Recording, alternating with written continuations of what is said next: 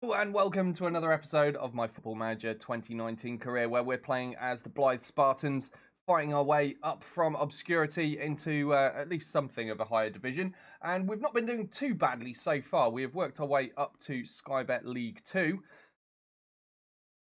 Sorry, massive burp. We're in our first season in Skybet League 2 and not doing too shabbily. We're in 4th position with 28 games played. Still a chunk of the season left to go, but we're at least in a position to make the playoffs and therefore have a potential chance of getting promoted. But if you notice the points, we're also pretty much in reach of grabbing a 2nd or 3rd place, or maybe with a little bit of luck, even winning the league. I doubt that's going to happen, but I am looking to try to get at least a 3rd place finish so that we get automatic promotion into League 1, which would be awesome. Anyway, let's crack on, because I think next we've got a Checker Trade Trophy Cup game against Morecambe coming up. But I just need to refresh myself with who on earth Tom James is, because we're apparently scouting this guy, and he looks all right. Not too bad. He can play as a wing-back, kind of. If he's not already on the shortlist, definitely should be. Yeah, let's add him to the shortlist, because he didn't really have any major negatives. And he's 100% scouted, so perhaps this is a player we will get for the future. If I remember rightly, right now, we can't really afford to sign any more players, though. Yep, nope, definitely not really. I don't want to push my spending up any higher than that. We're only just in the black. £1,475 in the bank right now. That's not going to go very far.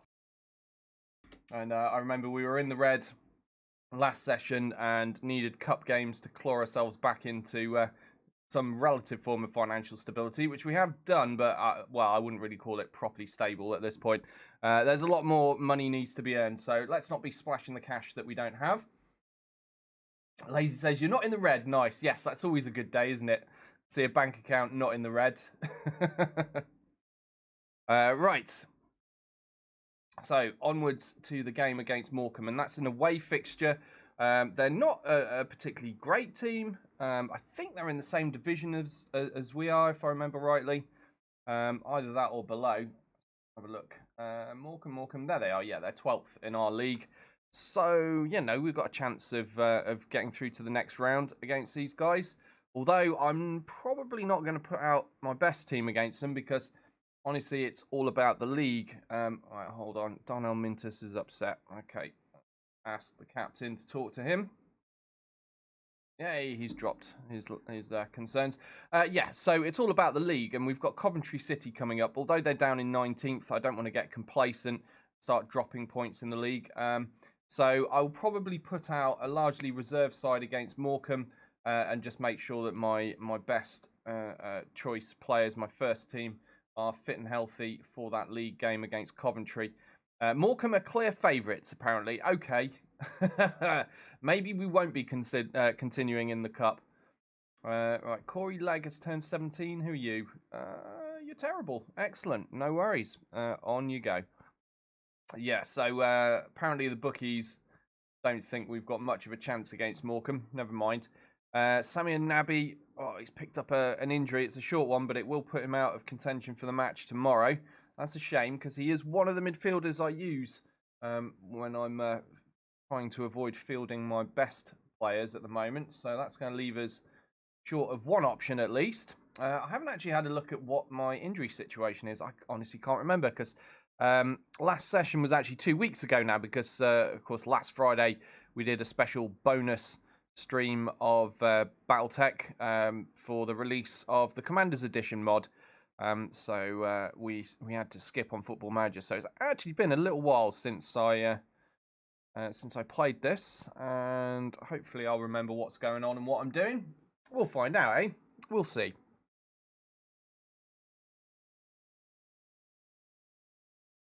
Omega Tech Consolidated, hello, I've just spotted you there. Shell informed me that you left a nice message yesterday on the Battletech stream that I completely missed because there was too much going on. So I do apologise for missing that, and thank you very much for your kind words. Shell passed it on to me and let me know what I'd missed, so thank you for that. I just wanted to let you know that you're not being ignored. Or at least not deliberately, anyway.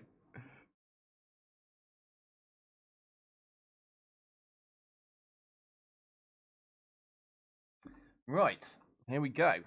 Get this game on, and I need to change everybody because this is my first team. Yep, so we're going to go for the nice shortcut of a full rotation. There we go. Let the assistant manager sort that out for us. That gets Nexus in. Excellent. That looks all right to me, actually. I'm good with that, although I will swap Hilton back into goal. The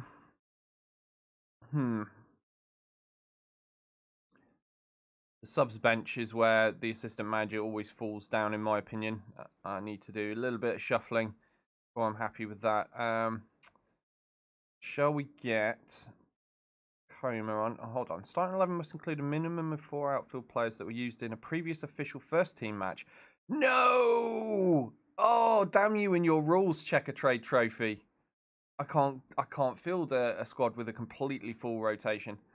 Oh, 4 outfield players that featured in a previous match. Well, in that case, I'll be going for defensive players because that's the, well, at least with the goalkeeper and the 2 central defenders. If I keep them as my first choice guys, that's they're the positions that are least likely to tire too much throughout the course of a match. So I think that's Boone and Heaton back in. So I can't actually remember which way around these guys are best placed.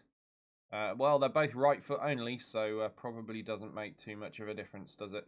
Although one's stopper and one's defensive, that might affect things.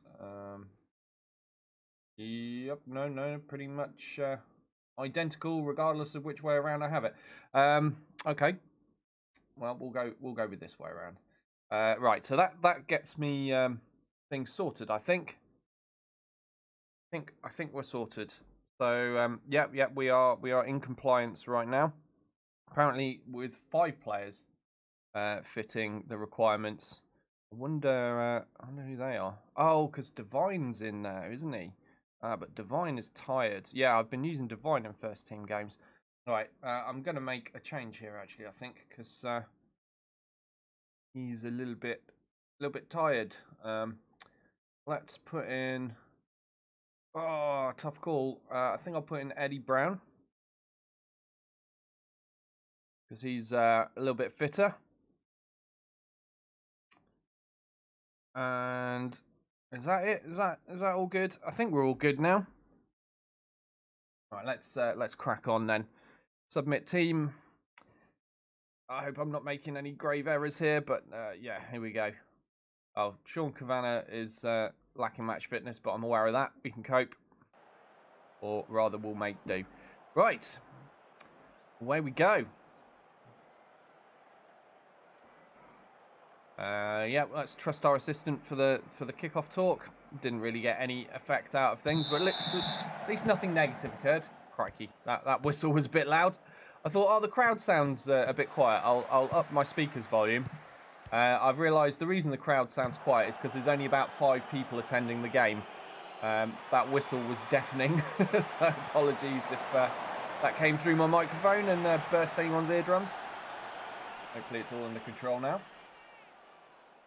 Hey guys, how you doing? How close to the top tier is the team? Okay, so if we manage to gain promotion at the end of this season, that would put us in League 1. Now, after League 1, it goes the Championship and then the Premiership. And the Premiership is our top flight league in England. So, not really that far if we get promoted out of this division this season. So, we're close. But unfortunately, I'm going to be only finishing this season and then moving on to other things. Sadly, as much as it pains me, I don't really get enough viewers to justify continuing on with Football Manager, so I'm going to try some other things. But I do love this game. So it is kind of upsetting to have to do that, but that's the way it is. You've got to go with the numbers. I might return to this at some point in the future and see if we can, if we do get promoted anyway, if we go up to League 1 at some point in the future, I might come back to it and see if we can make the extra push to go up a division or 2 more, get them all the way from the bottom to the top. That was what I was hoping to do in the first place, but It's just really hard to justify continuing this when there's such a huge difference in the viewers I get, which is just the way it is, I'm afraid. But if you watch this on YouTube, thank you very much for watching it on YouTube, and thank you to all you guys that do show up and watch this on Twitch as well. But unfortunately, it's not enough of you.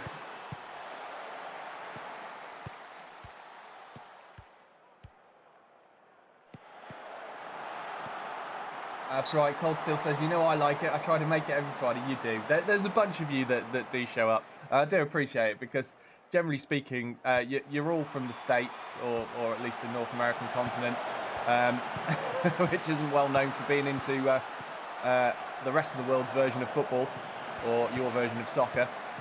So I do appreciate that you guys show up. But yeah, I need to try to do things that will target the American market a little bit better, I guess, in future, because of the time slot I do, I think, and because you know, only doing this once a week is not really enough to build a following quickly for it, I don't think. But as I said, it's a shame, because I really do enjoy it. Right, so let's crack on with some commentary. We're 26 minutes in, no goals yet, which is good. At least we haven't conceded. Hinchcliffe is there with a shot, and as soon as I'm paying attention, the captain, Ben Hinchcliffe, slots that away for a goal. It's 1-0 to Blyth, away at Morecambe in the Checkatrade Trophy. Pretty good stuff there. Kebby with a nice run and a great pass there to find Captain Hinchcliffe. And just inside the 18-yard box, he goes for a left-footed smash into the back of the net. Keeper left stranded, didn't know what was going on. And that could turn the tables in this fixture. Let's hope there are more goals where that came from, at least for Blyth. And Hinchcliffe is in the box again, looking dangerous, but this time his shot ricochets off a friendly player and goes out for a goal kick. Cavanagh failing to find a cross into the box this time. And Morecambe are on the attack. Early to Heath. Heath has got a shot opportunity, but saved by the keeper and then knocked out. I've just realised all my usual information panels are completely missing. Oh, and there's the equaliser from Morecambe. I wonder why that is. I don't know what's gone on there, but I need to bring my information back as soon as I get the opportunity. Mason with a corner there for Morecambe. Bit of a mess going on in the box as the defence tried to clear it, and somehow it gets scrambled into the back of the Blyth net. A shame, but it was a messy goal. Hard to say they didn't deserve a goal though, really, because they have had about as many attempts on goal as we have, at least ones that are on target. Right, I need to get the match stats up. I need to get my player ratings up. No, not player ratings. What is it? Player performance? No, it's not that either. I can't remember. It's not that. I think it was player ratings. I wonder if there's been a patch or something that's reset everything. Because all my usual information panels I normally have. One, are not there, and two, when I'm re-enabling them, are appearing not in the places that I'd set them to previously. Never mind, we will sort that out in the second half. Right, let's go. Second half. Tell them their efforts were excellent. All right, we'll chance it. Yeah, they're looking pleased with that. I mean, we are the underdogs here, not forget. So I suppose I shouldn't be too disappointed with a 1-1 result at half-time. I need to get that information panel sorted, but it keeps flicking out of highlights. Can only do that during a highlight. Catch says, Doyle streams Fortnite with a V-neck blouse and a push-up bra. I'm not going to sell out that much, Catch, but you never know. Maybe one day. Could happen. Right, just trying to get my box adjusted to the right size. I think that's what I want. I've got all my outfield players in. Yes, it has. There we go. Right, and now I also need the the league. No point bringing the league table up because we're in a cup game, so it won't be appearing anyway. Right, a little bit of messing about at the back here. Hilton playing it safe with Heaton. Looks like they're just playing for time at the moment, but we could do with another goal. I'd quite like to win this, even if we're not fielding the best team available. Captain Hinchcliffe there with a cross into the box to the head of Brown, and Brown puts it over the bar. Unfortunately, unable to keep that attempt down beneath it. Now Weir to Cooper of Morecambe. Got Mason in space, plays it to Earing. He's getting closed down, plays it back to Mason. And the cross is blocked by Kebby, and he's away on the counter for Blyth. Using his pace up that right wing, plays in Feeney. Now Kavanagh, first time to Hinchcliffe. Hinchcliffe takes the shot. Not a bad effort, forcing a save from goalkeeper Wright. And that does go out for a corner, so Blyth have another opportunity here. Kavanagh whips it in, but it's too hard and too far. And the defence heads it away and out of danger.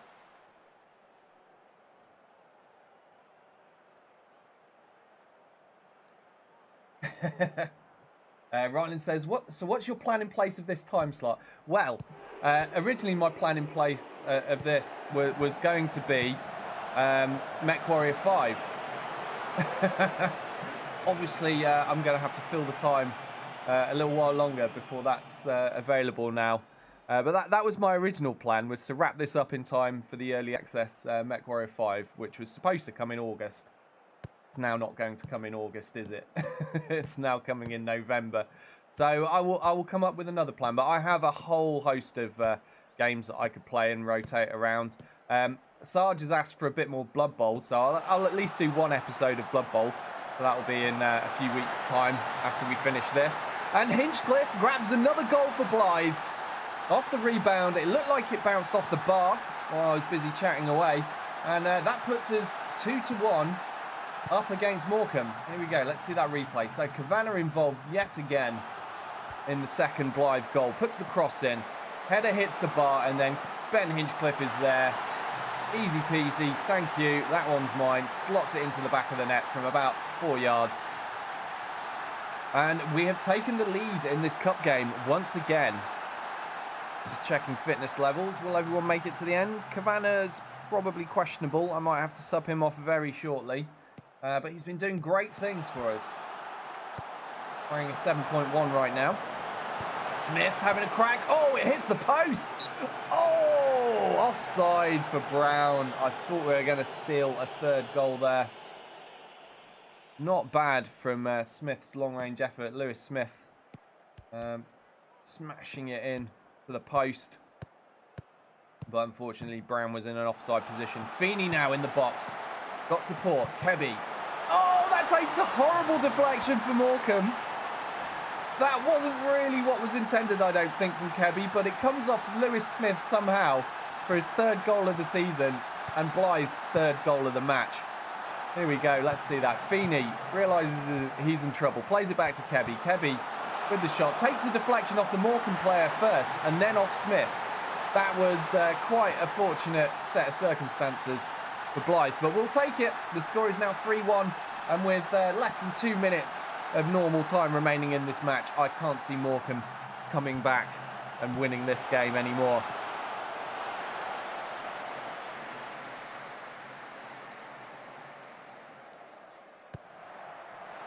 Oh, Morecambe nearly grabbing a consolation goal late on there. Hilton doing amazing things to keep that out of the Blyth net. Joe Hilton really has earned his place in the team, considering I initially signed him as a reserve keeper.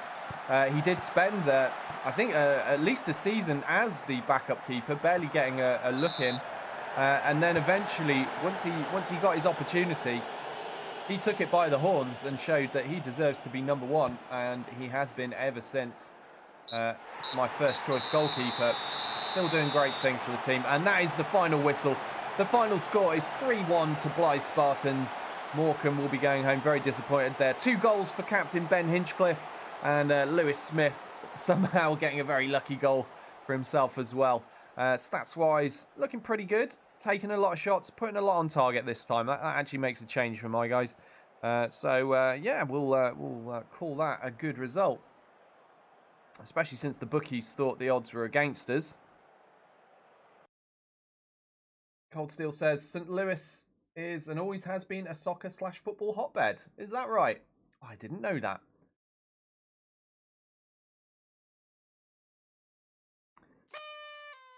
That's got to be Gecko.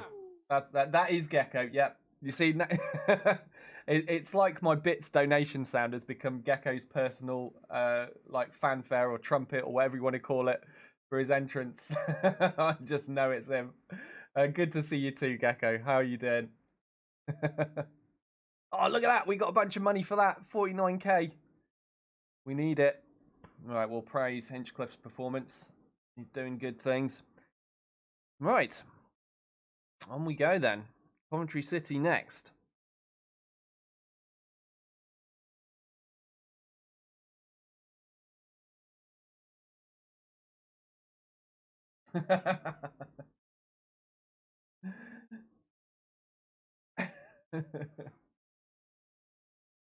I'm trying to find the original line that kicked that off. Where was it?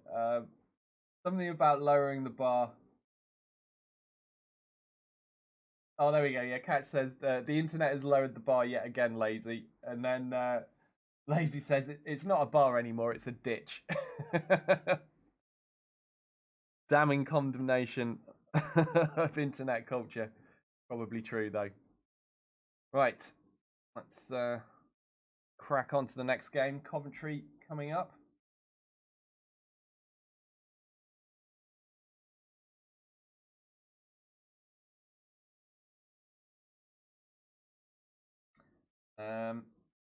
Mech Warrior 4 Fridays confirmed, says Lazy. Well, I've played and replayed that game so many times over the years.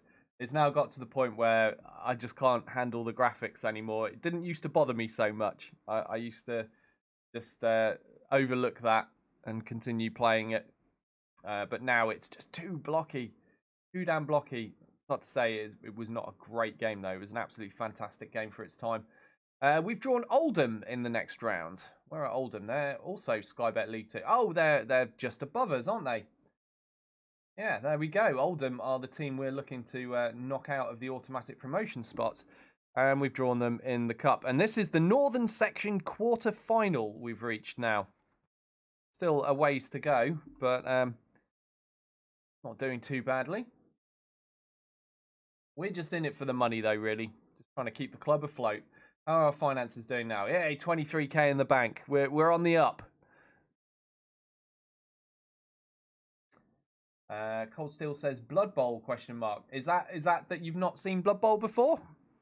Are you asking what it is? Because I can tell you. Cold Steel says looks like we have the whole BattleTech community here. You've got the usual suspects at least. Yeah.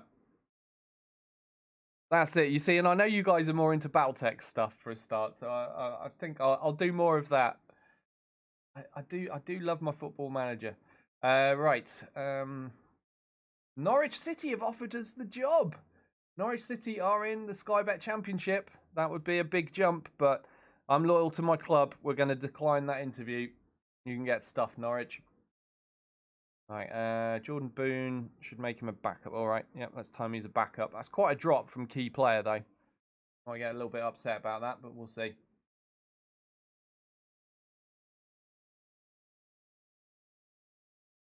Oh, what's Hunt's problem? Oh God. Yeah, have a loan that hopefully no one will loan you anyhow. I need him to stop whinging.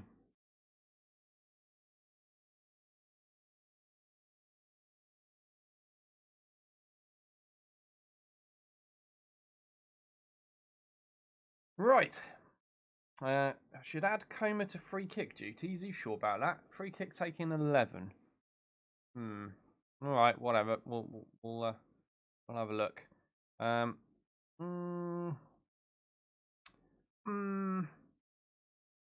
I've got Hinchcliffe, Navarro, Havana. Yeah, okay. Yeah, I think that's actually good advice.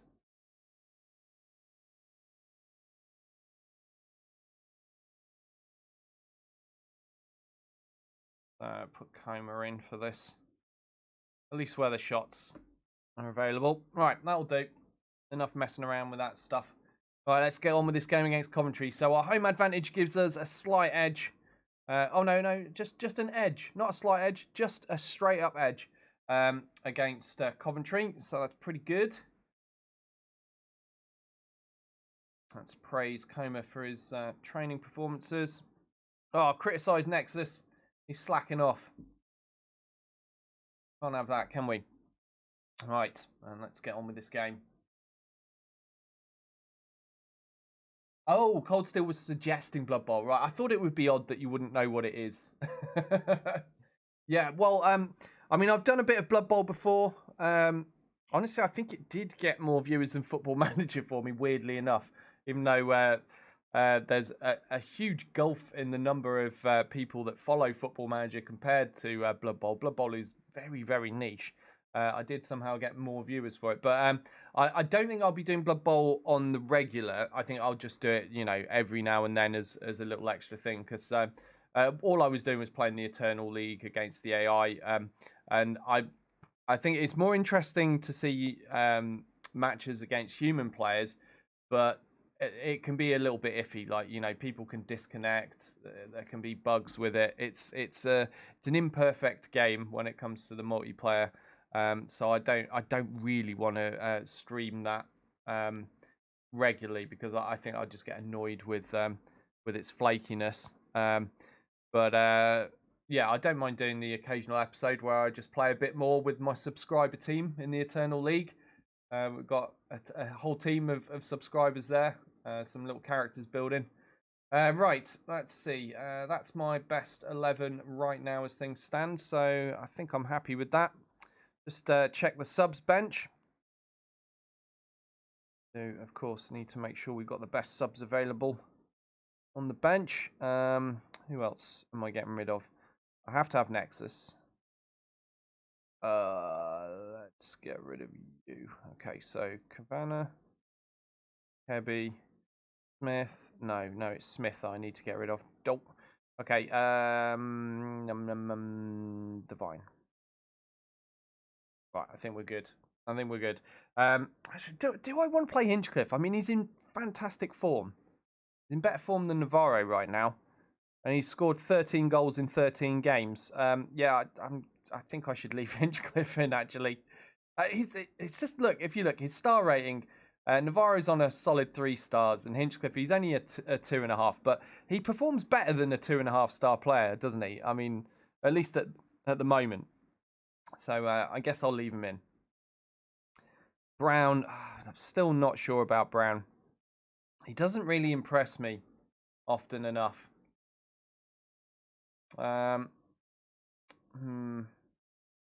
Who's in the better form for that false 9 position? Nobody really. All right, Brown it is. Let's see how he gets on. Right, let's go. Time for another match.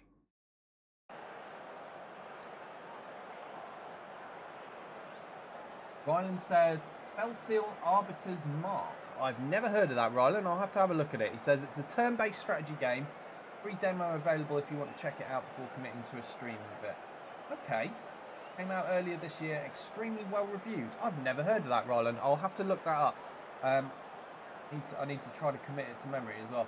I've already forgotten what it's called. I'm trying to find it again. Felseal Arbiter's Mark. Yeah, could you write that down for me, please, Shell?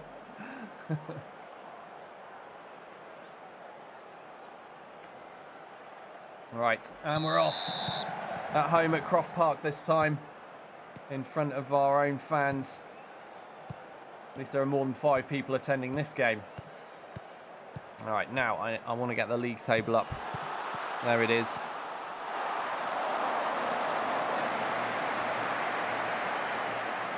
There we go. Okay, I think we're largely back to normal now.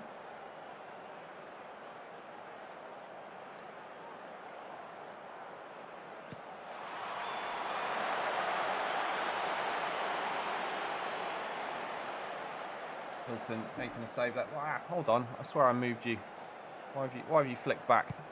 Okay, there we go. Right, I'm also going to shrink that box a bit. We don't need it to be that big, do we? Just big enough to see where we are. Ben Hinchcliffe! Oh, through on goal! He's making quite a pattern of this, isn't he? I'm busy faffing about with the boxers, trying to sort out my interface again, and Captain Ben Hinchcliffe is busy scoring goals like he means business. Long ball there.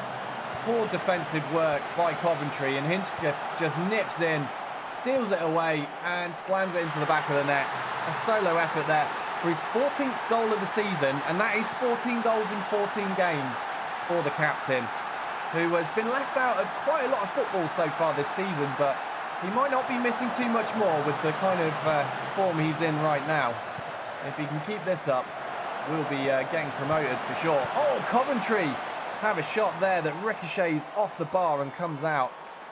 Very nearly equalising against Blyth. Go for a demand more. Smith to Boone. Now Perry in midfield. Clark with the long ball, looking for Ben Hinchcliffe to run onto it. He is going to make it. Puts a cross in. McIntyre tries to head away. It fell to Brown, who had a shot, but unfortunately the shot was blocked. And that brings that attack to a close. Naya Pembe with a throw into Perry. Now Grimes. Clark on the edge of the 18-yard box. Plays it to Brown. Brown's shot once again blocked. Okay, he needs to learn that the ball will not pass through a solid player in a blue shirt.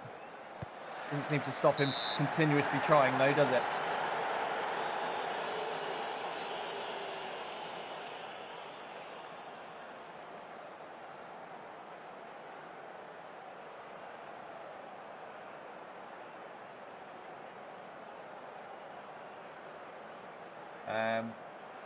Where are we? Cole still says, yeah, I never played Blood Bowl, but used to watch the games at a local games shop. Tabletop, of course. There's, he's known about Blood Bowl almost as long as Battletech. There used to be a local league around here. Yes! Now, obviously, Battletech completely passed me by. It's not a big thing in the UK. So I wasn't aware of the tabletop. My first awareness of Battletech was for computer games. But I did used to play Blood Bowl. When I was a kid, I played quite a lot of Blood Bowl with my friends. I thought it was a great tabletop game, and that is one of the few tabletop games that, in my opinion, makes a perfect translation straight into a computer game. It really does work well. Very well designed game, and I've been playing it now for many years. No longer play tabletop, but happily play on PC.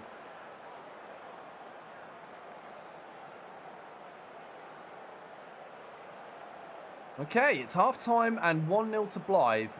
Stats are fairly even still, though, so this could go either way. Our new assistant manager, Matthew Kilgallen, says to tell the team they're expected to prove a point, so we'll trust him. We'll go with that. He's already proving to be a little bit more reliable than Tony. It's fine. I've forgotten his surname already. What was Tony's surname? It's gone. I think them aliens got me and wiped my brain. I can't remember anything anymore. Comer with a free kick. Newly appointed as a free kick taker. And not really impressing so far. He's smashed it high and wide, sadly, with his first effort. McQuaid, that was it. Thank you, Catch. Yeah, I'm glad somebody's got a memory.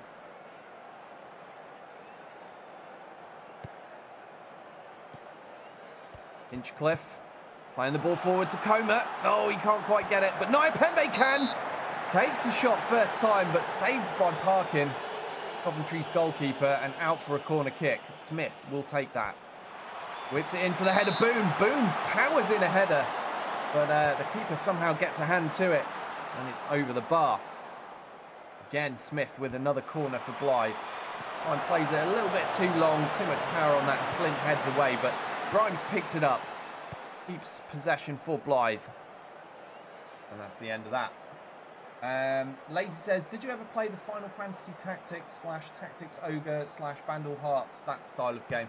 I like many years ago, I played one of the Final Fantasies, like so long ago, I can't remember what number it was now.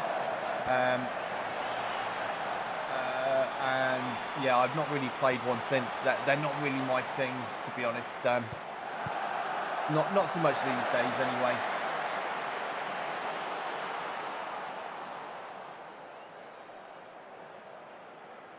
Lazy says, a game store I went to a few times back in the mid-90s had a Roman Colosseum-style table set up for Blood Bowl with plaster columns and all.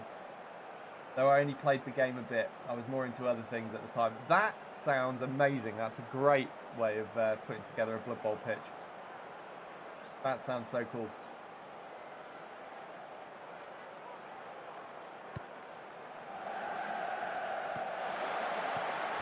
Oh, Hilton with the save there. Naipembe hacking the ball away to safety. We've only got a 1-0 lead here, so I'm going to go for a demand more at this point. We cannot afford to be relaxing as we approach the last 10 minutes of normal time. We don't want to be drawing with Coventry. This is a game we should be winning. They're down in 19th and Grimes goes for a long-range effort. Fortunately, can't keep it on target. Patch says, if your memory's worse than mine, you're in a world of hurt, my friend. Yep, probably. Early onset dementia. You gotta laugh because you can't remember anything.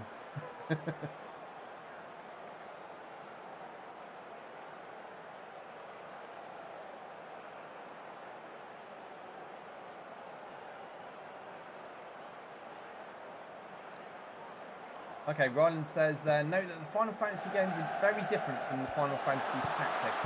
Same universe, but totally different gameplay and pacing. I see. Oh, and another goal! Connor Comer with his 20th goal of the season.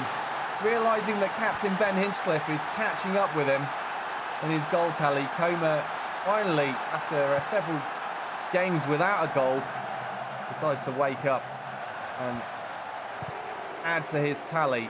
20 goals this season for him. Nice little glancing header to tuck it into the net there. And that makes it 2-0. We'll have 3 minutes of added time to play, but I think Blyth have this under control at this stage. Hilton there with safe hands at the back once again. A good save on that attempt at goal by Coventry. Goal kick comes out, looking for Hinchcliffe. Brown in midfield now to Smith. Smith playing the ball long to Comer, who's free in the middle. Hits it first time, and it's just wide of the post. 22 shots for Blyth so far this game. That's number 23, actually. That's a huge number of shots we've had. We are all over this Coventry team. The only thing that's surprising is that we've not scored more goals. With passing like that, it's pretty embarrassing. Grimes to Clark. Naipembe in loads of space on the right. Cuts inside, but is tackled by a Coventry defender, and they have now one last chance maybe at a counter-attack. No, the ref says no, it's all over. He blows the whistle, and that is a 2-0 victory to Blyth Spartans. Ben Hinchcliffe, the captain, scoring yet again. 14th goal in 14 games, and Connor Comer adding to his tally. I think last check he was top scorer in the league. Harry Clark got player of the match, playing an 8.4. Doing good things in midfield there, battling away. Making 7 key passes by the looks of it. Right, yes, we'll tell the boys they did well there. Good stuff.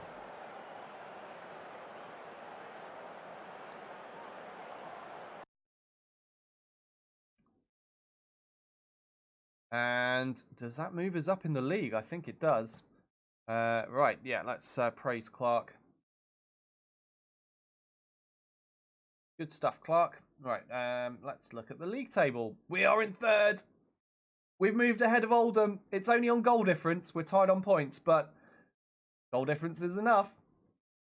We have finally crept back into an automatic promotion spot. Still, plenty of games left to go this season, though. So we've got to hold on to that for a long old time. And we've got some tough games to come before the season's over. But it's nice that we can actually claw our way up there, though. Right, let's just have a look at the player stats. I want to see who is top league goal scorer right now. It's still Connor Comer with a tally of 19 league goals. He is in the number 1 spot. Behind him is Malik Wilkes of Colchester. What's he like? Yeah, he's got some interesting physical stats there. So, yeah, we've got quite a few players doing well. Average rating, George Smith, Naipembe, Connor Comer, all doing pretty well on that table. 1st, 2nd and 4th. Connor Comer scoring the most penalties. That's obviously helping towards his overall goal tally as well. George Smith, second for assists. Naya Pembe, third. Yeah, it's not too bad, is it? Not too bad. Key passers. Wow, we're eating up that table. Smith, Clark, Grimes, and Perry all in the top 5 for key passers. And yeah, we're also top of the yellow cards table with Taylor Perry. Not a record we want to boast about, really. So we'll move on swiftly from that. Right. Who is next for the chopping block? Lincoln City. They are down in 17th, and we're also playing at home. Another good opportunity to claim another 3 points for Blyth's league campaign. So let's hope we have a good time there. And then I can see just on the Tuesday following is that Checker Trade Trophy match against Oldham. So again, I'll be playing my first team against Lincoln, and I'll play a reserve team, or as much of a reserve team as the rules allow me to, against Oldham. Not too worried if we do go out of that cup. It's just bonus money. But nothing is as big a bonus as winning promotion in the league in your first season in this division. So that's what we're putting all our efforts into. I think that's the right way to go. Who's Lance Little, and why am I being told about him? Well, he's got great stats, apart from the fact that he's a striker with only finishing 10. Yeah, I think we'll be just fine without him.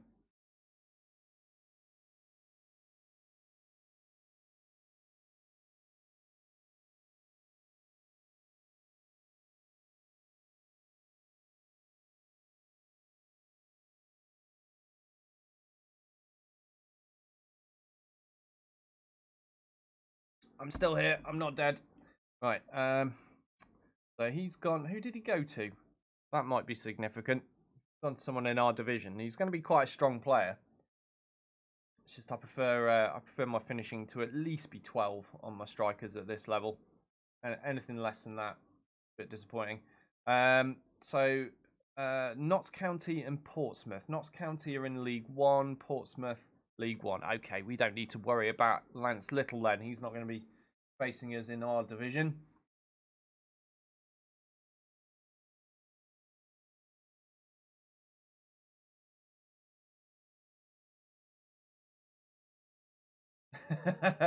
Catch says, so they're talking about a pregnant lady. That is obviously referring to Shell. He says, yeah, but I bet Shell is the one who remembers everything around the Doyle house, if my situation is any indication. Yeah, largely.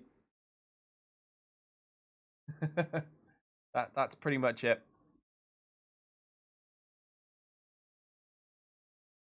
Connor Comer is making remarkable improvements. That's cool. The downside to Comer is he doesn't like big matches, as you can see here, which sucks when it comes to cup games and playoffs and stuff like that. But he's pretty consistent outside of that. I mean, testament to that fact is that he is top league goal scorer. So he's a good player. But if only he didn't have that negative trait, he would be a fantastic player. But then again, perhaps if he didn't have that negative trait, he would be too good for this division and my team, and he'd be playing elsewhere. So you never know with these things.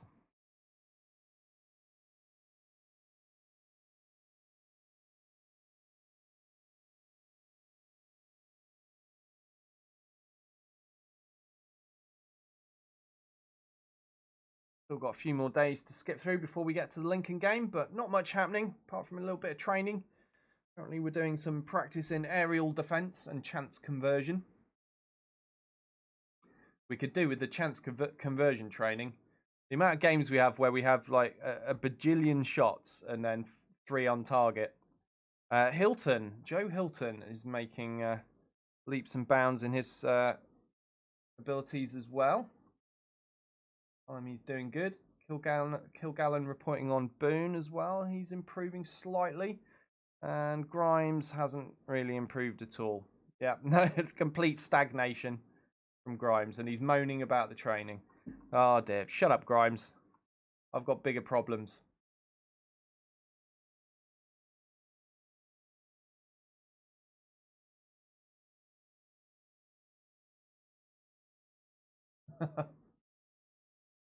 Right.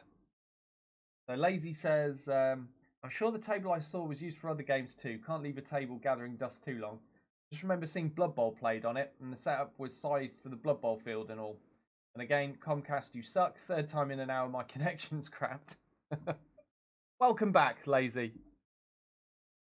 And Comcast, do better. Yeah, so I think it sounds amazing. Kind of Roman amphitheatre, Colosseum type thing going on for a Blood Bowl pitch. I think that's awesome. Right, Blyth have been touted as comfortable favourites in this match against Lincoln. I think we're going to have a good time here then. Unless, of course, our players get a bit complacent. Lewis Thompson has a tight hamstring. Okay, that's fine. I think he should be fine to just sit on the bench. All he's likely to do for this game. Alex Hunt, stop training like a muppet, please. Lazy says Comcast should change their name to Comstar and get it over with.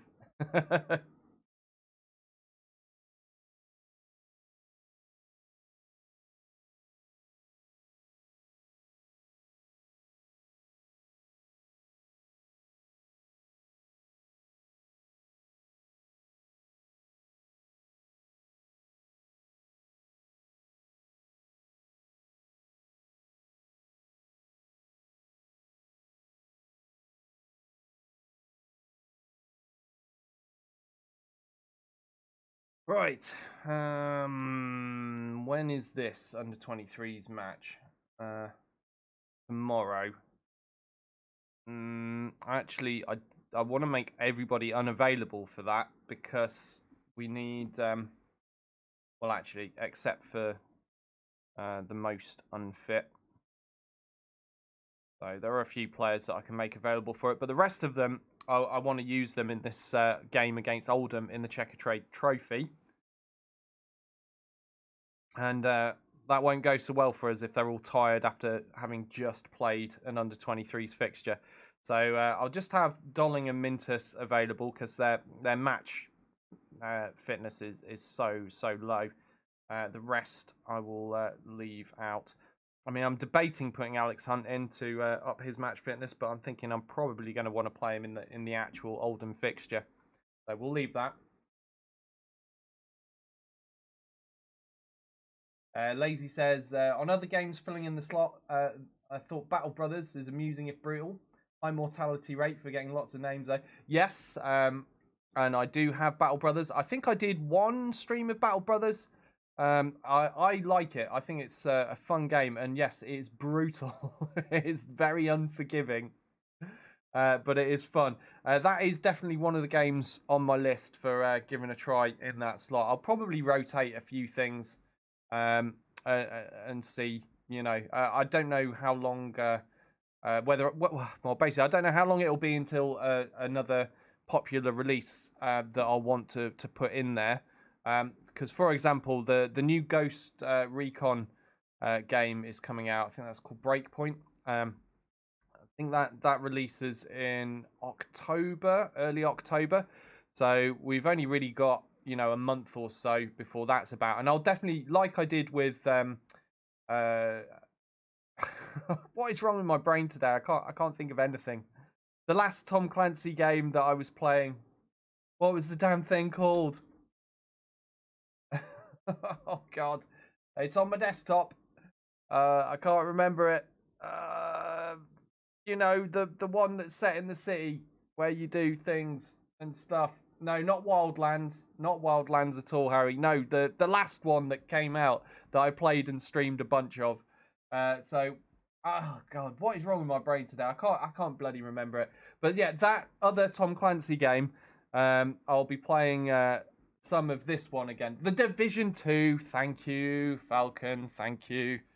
Yes. So, like I did some streams with the Division 2, I'll do some of the new Wildlands game. Sorry, Ghost Recon game when it comes out as well. Got to remember, this one isn't going to be called Wildlands. This is just Ghost Recon Breakpoint, I believe. So, yeah. So that's coming in October. So I won't really have too many sessions to fill because there will be one more Football Manager session. and we're already into August. So I'll maybe do one of Blood Bowl, maybe do one of Battle Brothers, and then I'll be possibly needing to fill this slot with a newly released game, at least for a few sessions. So there's always I've always got more stuff than I can possibly fit into my streams as options. That's generally the way things are. So I'm never short of options, but it's just a matter of finding ones that will keep people interested enough. And that's the thing. I've kept Football Manager going for so long because I personally like it. I enjoy doing it. But, you know, after keeping it going for so long, it's kind of plateaued. It doesn't seem to be growing any further, so it's time to move on from it, sadly. What about XCOM, says Cold Steel. As much as I love XCOM and have ploughed many hours into it, it's quite an old game now. So unless there's, you know, something new comes out for it, or there's a sequel, or, you know, something like that, I probably won't be going for XCOM at the moment. But again, it's another good.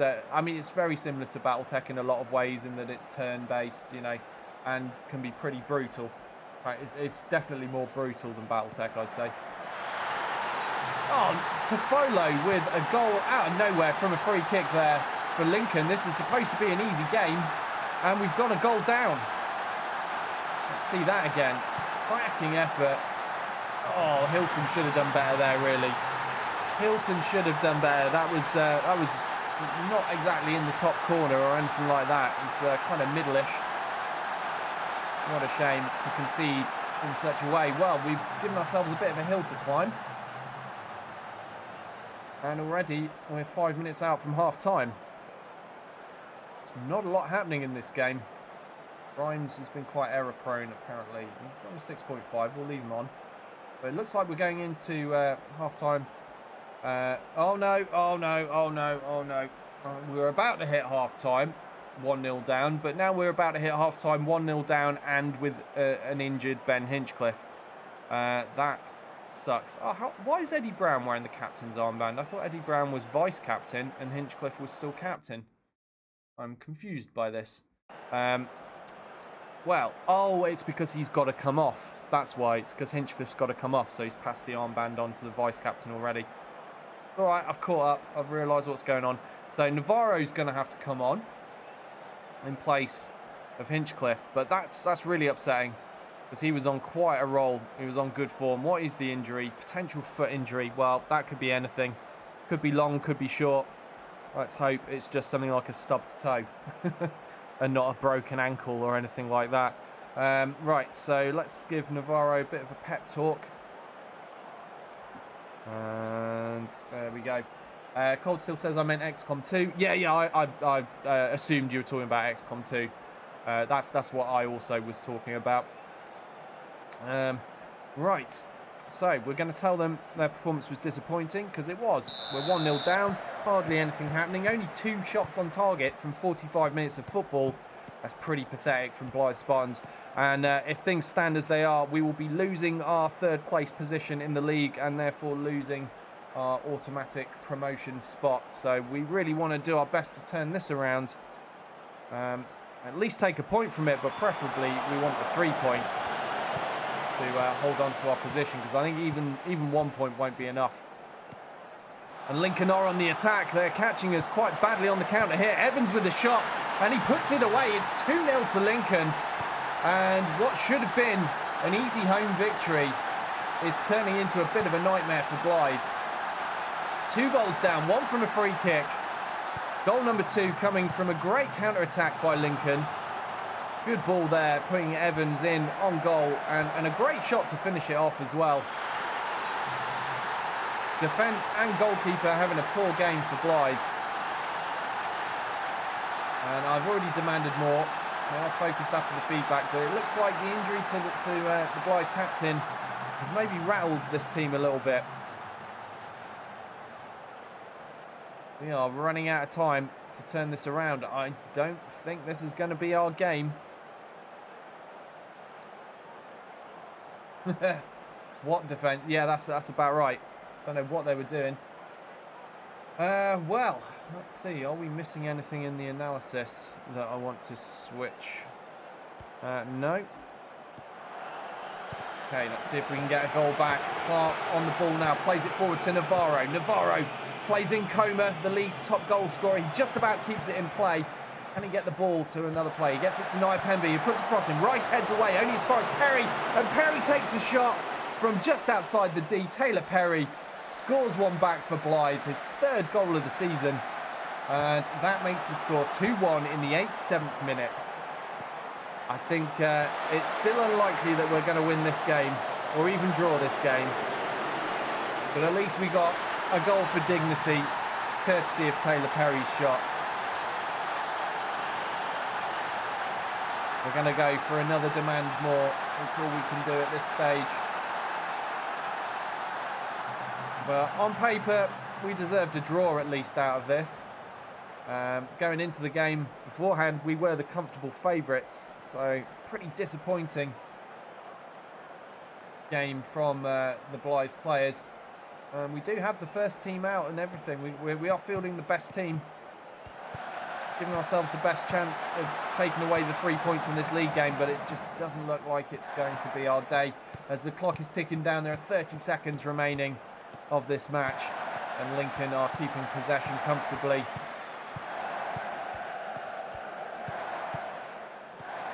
And you can hear their crowd cheering every time a pass is made by the Lincoln players. Boom goes in, sliding tackle, but Evans picks up the loose ball and it's sent in.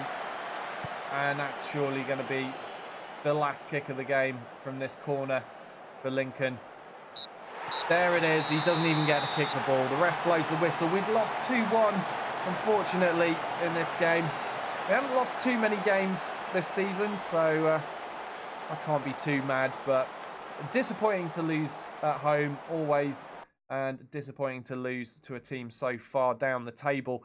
And yeah, that drops us back into the playoff positions and outside of the automatic promotion positions. First, second and third in Sky Bet League 2 are automatic promotion spots.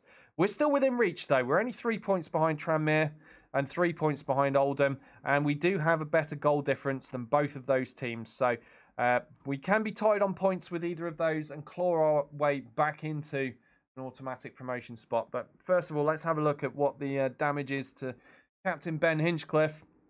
He's got a twisted ankle, which will put him out for, the physio thinks, 3 to 4 weeks. That sucks. That's basically going to be a month of football that he's missing for. At this now approaching the late stage of the season, that is a bit of a blow for a player who's been in fantastic form lately. And well, we'll have to take it in our stride, cope with it. It gives other players an opportunity to shine again.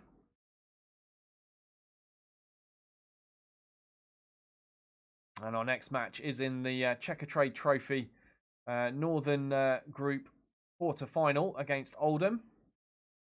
And a good tester match to play away from home against a team that is second in our division and one of the teams we're looking to hop ahead of in the league table. But as I said, I will be playing a largely reserve side against them.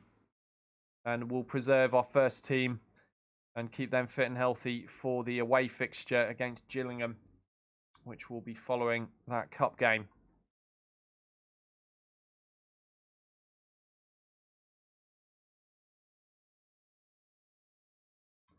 So Harry says, as you Battletech peeps are here, we should be pushing an update today, fixing the major issues like that escort mission bug, etc. Excellent. Good to know, Harry. Thanks for the update.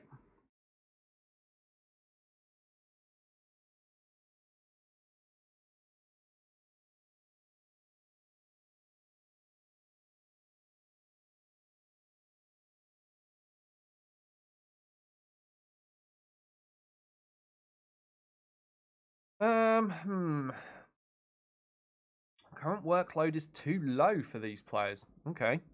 Yeah, that's double the intensity of their training. Sounds like a good call to me. Connor Comer, haven't taken his major improvement. Yeah, we'll train him in free kick taking. Yeah, and yeah, that's fine. Whatever. Okay, so Oldham are clear favourites in the cup. Then again, Morecambe were clear favourites and we managed to beat them, so could be possible. Could be possible. But honestly, I think this Oldham match will be where our Checker Trade Trophy run comes to an end. It's been nice making a bit of extra cash while it lasted. Right. We're all good. Let's crack on. I want to play this game. There we go. Yes. So not really expecting a win out of this fixture, but yeah, they're in strong form. Ours is only decent. But you never know. Sometimes you get lucky. Right, I'm going to go for a full rotation. I have 0 players that played in the last fixture, so I've got to slot some first teamers back in. Make sure we're playing by the rules. We've got to have 4 players that featured in a previous match. We're now up to 3 after putting the defence in. So I need one more player. Who shall I go with?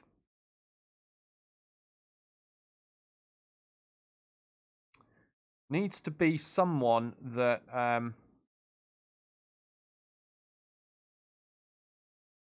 hold on a second. Brain calculating stuff. No. What am I doing? I need Nia Pembe on the bench. Yeah, it needs to be someone that I'm not going to lose too much fitness from before we play the next league game. Maybe someone that I can bring off, or yeah, someone that I can sub off might be the way to go. Let's think about this. Maybe we'll go with Coma. Right, let's put him on the bench in place of Dolling, and then swap him for Divine, maybe. Yeah, we'll swap him for Divine. Yeah, so that gets my requirements sorted. Oh, hold on. No, I've made a mistake. Coma's not that great in the false 9 position. Okay. How am I going to do this then? So I need Divine on because he can play false 9. I'm going to have to take Mintus. Where am I? Hold on. Thinking about this very carefully because I haven't got a backup false 9 on the bench right now, so I've got to do that. Navarro will be the man for that job. Let's get him on in place of Gomez. Okay, and then I've got Mintus, who I've barely played a game all season. I don't think he's played a game all season, but yeah, he can come on for Coma in the second half, perhaps. Okay, right. So we've now got the cup rules requirements fulfilled. So we've got basically your starting 11 must include a minimum of 4 outfield players that were used in a previous official first team match. So I've ticked that box now. And I think we're good to go. I'm just trying to decide, do I want to put Makepeace on as well?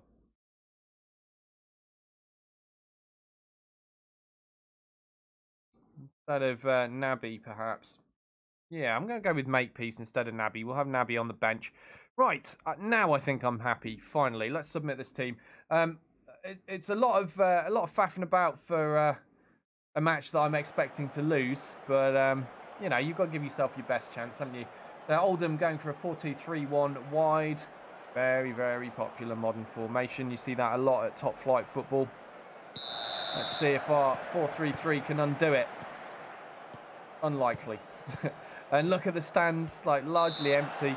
Hardly anyone there. Nobody cares about the Checker Trade Trophy. Including me, really. But like I said, it's been nice getting a little bit of extra cash while it lasted.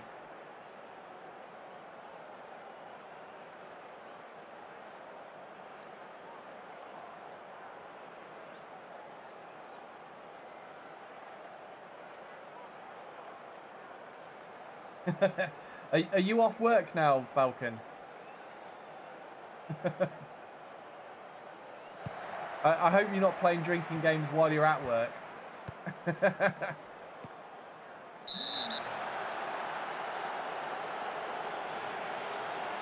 Rafael Fonseca picking up a yellow card early on in this game.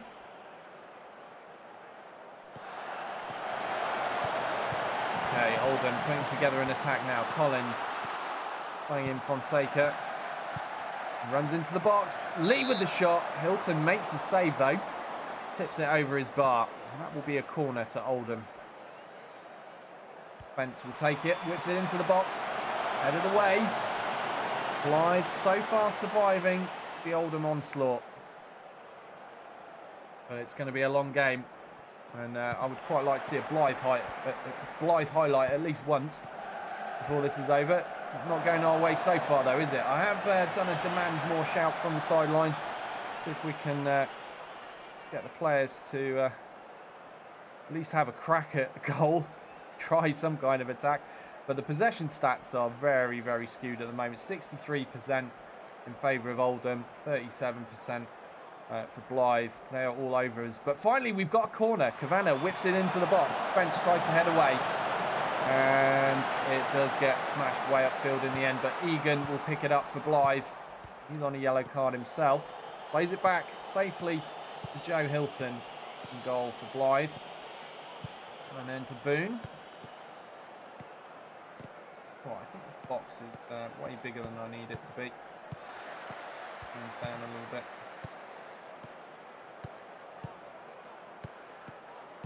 What's the smallest? I can make it. I can still get that. There we go. Okay. Let's go with that. Feeney in the box. Oh, shot deflected. That was unfortunate. It looked like we had a real good opportunity to score there. While I'm messing about with the box sizes. Sorry, yeah. For some reason, I think there's been an update to Football Manager, so all my little information boxes have been shut down, and I've had to replace them and resize them. They were taking up just a little bit too much of the screen for my liking, I've just noticed. So just trimmed them down a bit. Right, so 32 minutes of football played, 0-0. Fairly even in terms of shots. Still... Oldham are beating us soundly in terms of possession. But then again, that shouldn't be too surprising if they're playing a short passing style of play compared to our very direct / long ball approach to football. It's inevitable that they will have more possession than we do. But it's not all about possession, it's about what you do with that possession. But right now, we're not doing very much with ours, and they're not doing very much with theirs. Although it looks like a highlight for Oldham coming up. Ramazani to Adams. He's in the middle. Saved by Hilton. That was very, very close. Good save there by the Blyth keeper to deny Oldham yet again. Ramazani whipping the corner in. Ball headed away. Spence is going to pick up the loose ball, though, and keep this Oldham attack going. Clayton is tackled, but not very fairly. And the ref blows for a free kick. And Fox will take that. Goes straight for goal. Hilton gathers comfortably.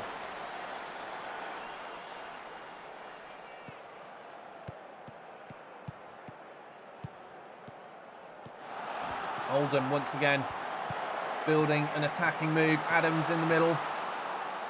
Plays it out to Vassell on the left. Cross comes in, head of Adams. Oh, Hilton with a fantastic save. Once again, giving Blyth a reprieve at the back. That very, very easily could have been a goal for Oldham. A good effort, a well put together move, and a pretty decent attempt at a finish as well. The only thing keeping Blyth in this game at the moment appears to be Joe Hilton at the back. But now we have Feeney in the box. Takes a shot, saved by Duncan. He should have played it square across to the supporting player, I feel, there. And maybe we could have had a tap in for Blyth, but sadly, Feeney was a little bit greedy. And we're approaching half-time now. The score is looking like it will be 0-0 at the half-time whistle. I'm a little bit concerned about the fact that Blyth have now picked up 5 yellow cards. I feel like this might be one of those games where somebody gets a red before the end. So... yeah, not really expecting to win this match from the off, and looking at those stats, still not really expecting to win this match in the second half. But right now, as the score stands, it is 0-0, and we'll tell the boys that they're doing a good job, because really, we are overcoming the odds right now. Comer, I'm going to have to take off shortly. I'm going to leave him on for a little bit longer, but I don't want his fitness levels dropping too low, because he's got an important league match coming up soon. And we did say before this match that we'd take him off at half-time. But while I feel like there's maybe a goal in us, and also the fact that he's currently playing as captain, it makes me want to keep him on the field a little bit longer. Maybe we'll leave him on up to the 60th minute. And we are approaching that rapidly now. Cartwright with a long free kick upfield for Oldham. Now Lee plays it to Fox. Fox goes for a shot. And that didn't look like a bad effort at all, but thankfully wide of the target. I am now going to make that substitution. We're going to bring off Connor Comer. Should I bring on Navarro? Or should I bring on Mintus? Arnel Mintus hasn't had many opportunities to shine, so go on, we'll give him a chance. Bringing on the Jamaican striker, been with us for a few seasons now, but has found himself out of favour recently as I've signed higher quality players, but maybe he's got a goal in him. Maybe he's got one more little bit of Jamaican magic up his sleeve, and perhaps he can score the winning goal for us in this cup game. Only one way to find out, and that is to put him on the pitch and give him a chance. And there he is, stretching his legs out. But Oldham are on the attack here. Fonseca, Ramazani, just pinging his shot off the post there. And the Blyth defence managing to clear the ball away and out for a throw-in. Blyth players looking focused. But it doesn't look like we are getting the attacking highlights we need to see if we're going to win this game. At the moment, it's all coming up Oldham. Goalkeeper and defence largely playing well, though. This is what's keeping us in this match. For now, I can't help but feel that it's going to come to an abrupt end very soon. Let's apply that advice. Oh, here we go. Adams is through. He's one-on-one. Hilton with the initial save. And then a free kick is awarded. Unreal. I thought that was surely the goal that Oldham have been deserving all this time. They have taken 20 shots to our 6. I think, should I switch to cautious at this stage? Or no, stay the course, stay attacking. I mean, my brain's saying, look, I should really try and catch them on the counter-attack, play a bit more defensive, but I don't like playing negative football. I like to stay with attacking, even if the odds are against us, because you never know, you might just catch him out. And although there is a vast difference in the number of shots between the two teams, at any moment we could get an attack that results in a goal. You never know. This looks like it's going Oldham's way again. Vassell on the ball. Looking for someone to play it to. Finds Dodu. The ball is tackled away. Morrison sends it upfield to Feeney. Now where's Feeney going to go? He's in a dead end at the moment. Finds Egan in support. Leighton Egan plays it, switches it up to the left side to Cavana, who puts a cross in. Feeney's there, and it's a goal. And what was I saying just moments ago about why I don't like switching away from the attacking strategy? That is what we were looking for. The surprise goal against the odds out of nowhere. Cavana providing the ball for Feeney to take the shot and bang in. Only his 3rd goal of the season, which is pretty terrible for a striker, but he doesn't get too many games, but he's certainly doing good things for us right now. Now, can we hold on to this lead, on to this win? Oh, Jesus. Onto this lead, I'm trying to say, for the dying minutes of this game. There are 6 minutes of normal time to go, and Oldham are going to be pulling out all the stops at this point. Cavana with a free kick there. It's a poor effort, though. Oh, my God. One more yellow card, and we'll be picking up a fine. Collins! Oh, the shot travels across the line, but there was some altercation in the box there, and the ref blew the whistle for a free kick. Otherwise, somebody might have gotten on the end of that and knocked it over the line and into the back of the net. Oh man, this is going to be a tense couple of minutes here. I wonder how much added time there will be after the 90 minutes are over. Mintus running for that ball, but he's not going to beat Fox. Fox gets there first, plays it out to Dodu. Midfield battle being won by Oldham there, and Lee is in on the right for Oldham, looking to put a cross in. Egan's there. Spence, Dodu, oh, Adams, no! And there it is, the equaliser. The equaliser that Oldham really do deserve. They shouldn't really be losing this game.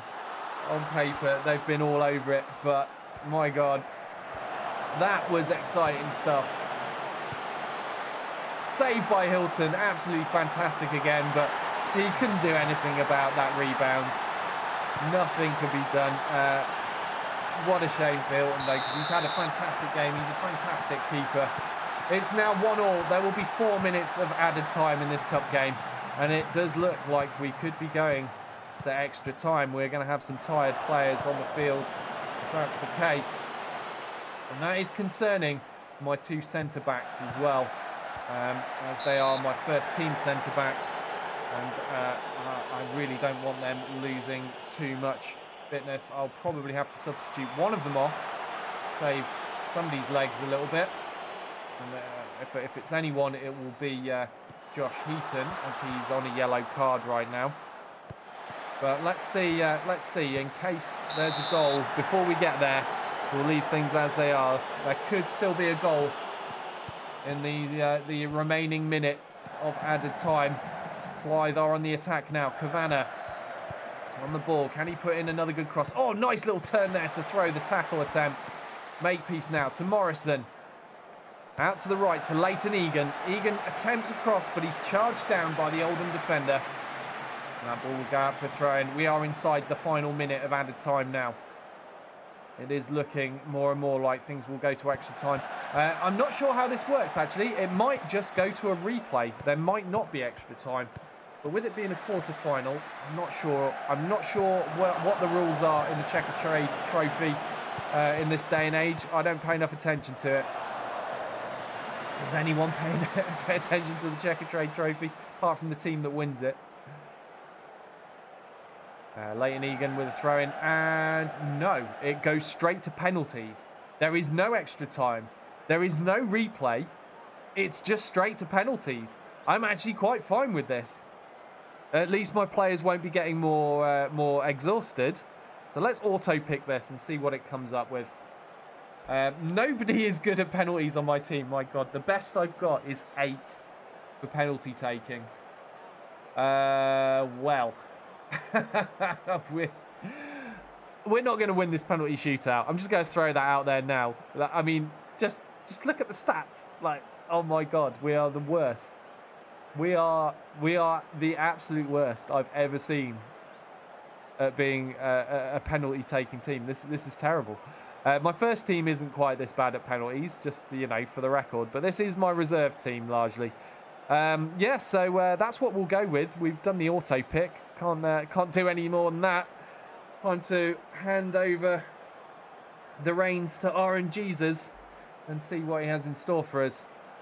Hardcastle steps up to take the first penalty for Oldham, and he slots it home very easily, sending Joe Hilton the wrong way. Next will be Kavanagh for Blyth, and he's thinking long and hard about it before he takes it. Little bit of a run up, and he tucks it away easily as well. So that is 1 penalty scored each so far. Now Cartwright for Oldham. Oh, I thought Hilton had saved that, but no. Just the angle was misleading. So that's penalty number 2 scored for Oldham.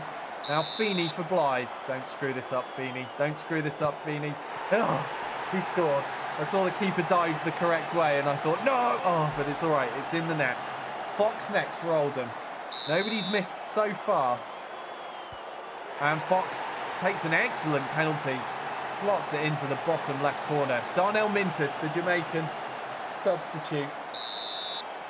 Things are tense. But he puts it away. That's another penalty scored for Blyth. Now Lee of Oldham. Nobody missed so far. It's something short of a miracle, considering the penalty-taking ability of my team. And, of course, Lee slots that home. That's penalty number 4 scored for Oldham. Now Heaton, though. He's a defender.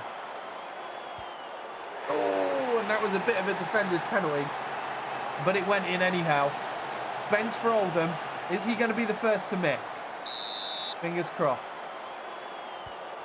Oh, he scores as well. Oh no, the pressure is mounting.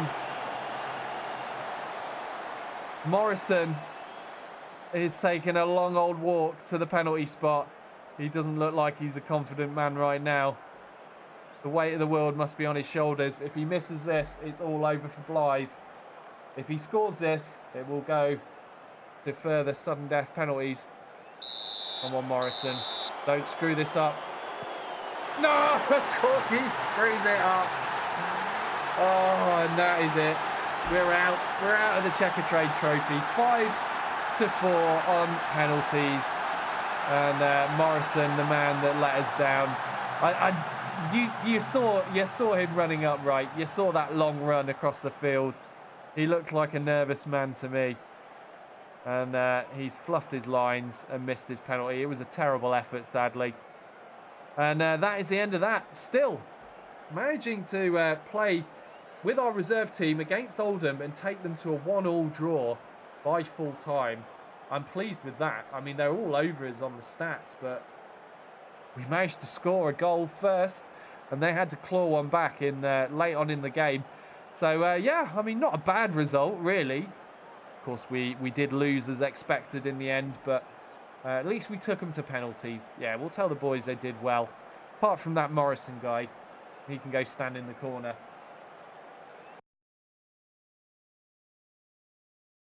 Whew, right. That was tense stuff. Oh, look at that. Bert Morrison gets a big red cross next to his name.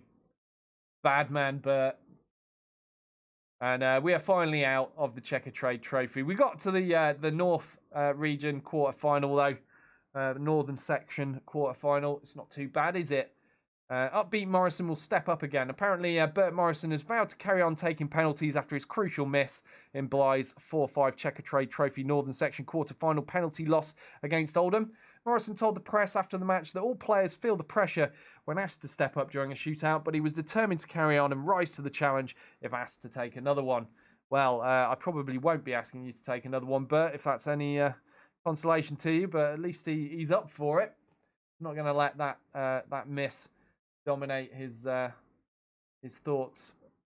Right, players reaching the yellow cards limit. So Feeney and Leighton Egan have picked up automatic bans in the Checkatrade Trophy. Well, I'm sure we'll cope with that. No worries.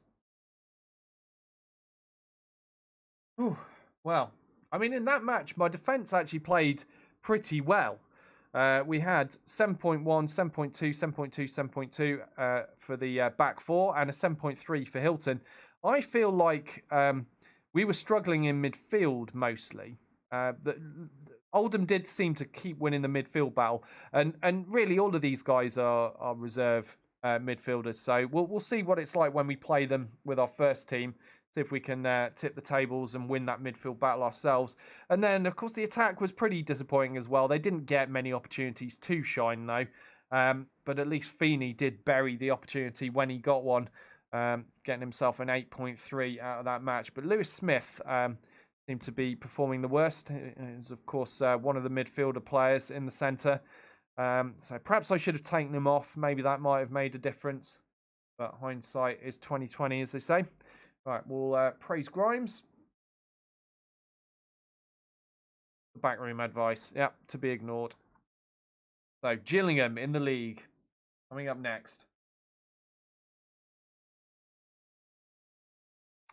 And that is a far more important fixture for us than the Checkatrade Trophy would ever be. At least now we're out of the trophy. We don't have to juggle our player fitness quite so much. The schedule has cleared up nicely. I think we are now out of all the cup competitions. Yeah, knocked out in the FA Cup by Aston Villa. Knocked out in the Carabao Cup by Tranmere. And knocked out of the Checkatrade Trophy by Oldham. So we are good to go now in terms of just full concentration on our league games. 30 matches played. So we are coming into the final quarter of the season. And it's a good time to be focusing all our efforts on our league table position. At the moment, we're in 4th in the playoffs for promotion. But obviously, we've had some bad experiences with playoff finals, haven't we? So I don't want to have to go through the playoffs to try to win promotion, because I think we'll end up losing it. So we are definitely putting all our efforts into getting at least into 3rd place in the league, which would award us with an automatic promotion to Sky Bet League 1. Right, Gillingham are slight underdogs, even though they're playing at home. That's good news. I like the sound of that. Okay, what's going on here? Egan's got the flu. No, go home. Go home. Right, see, the thing with this is he could get over it really quickly if I send him to the club doctor, but that could spread the flu across my entire squad. That's a bad idea. Don't send it to the physio or the doctor if your player's got the flu. Send him home. Quarantine that man. Do not let him near any other players. Don't let him touch anything on his way out. Just eject him from the stadium. Get out, go home, and stay there until you're better. We don't want that spreading.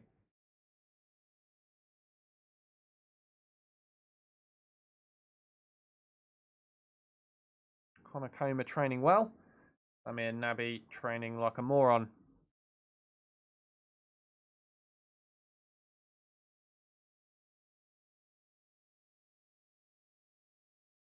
Catch says, the thing about penalty shots in football is that when you don't score, it looks incredibly bad. Like, I could have done better than that bad. That's right. Yeah, that's how it is, Catch. I mean, in this country, pretty much every schoolboy at some stage or another plays football and has taken penalties. So you know how easy it can be to score penalties, having taken them yourself. But, you know, obviously you're not taking them at the professional level against professional keepers in a high-pressure, high-stress environment where huge stakes are on the line. So I think that all has an impact on the players. Right. Now I think... hold on a minute. Let's get my first team set up first. Pick best 11. Yep, all good. Right, now I'll get all my reserves available for the under-23 games again. There we go. Don't want them declining as footballers too much.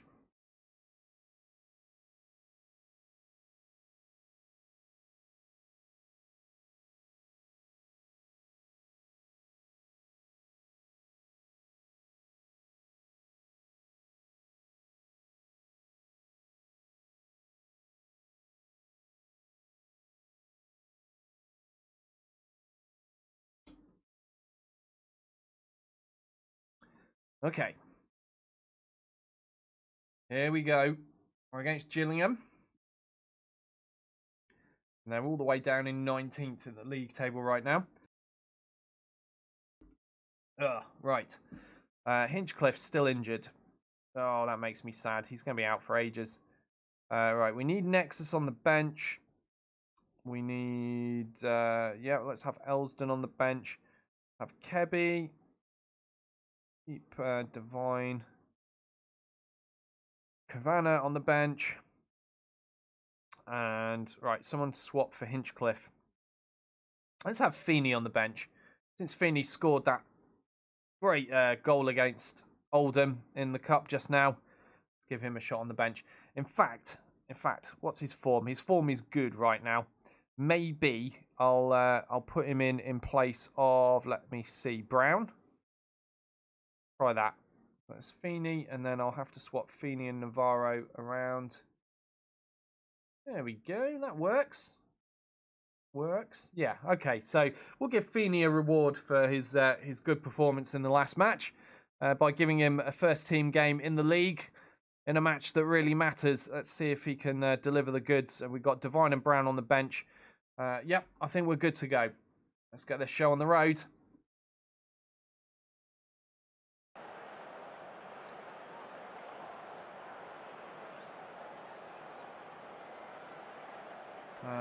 Okay, yep, give him a bit of a morale boost. Looking good. Look how empty that stadium is. Oh dear, Gillingham. Where are all your fans? And we're off in the rain in Gillingham. Might not be a home game, but the weather conditions will make it feel like home for the Blyth players.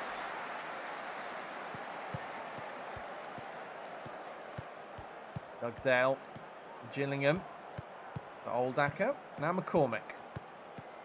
They're playing a few short passes so far, Oldham. You can see why, because as soon as they played a long one, it was way off the mark. And Blyth are in possession. Now Clark trying to find league top goal scorer Comer, but failing there. And the ball is straight up the other end, and Parker is in the box, taking a shot at the Blyth goal, saved by Hilton. I know we say that a lot. He's an important player at the back for us. Heaney with the defensive header there. Koulibaly picks it up though, plays in Cook. Back to Koulibaly. Cook this time tackled well by the Blyth defence.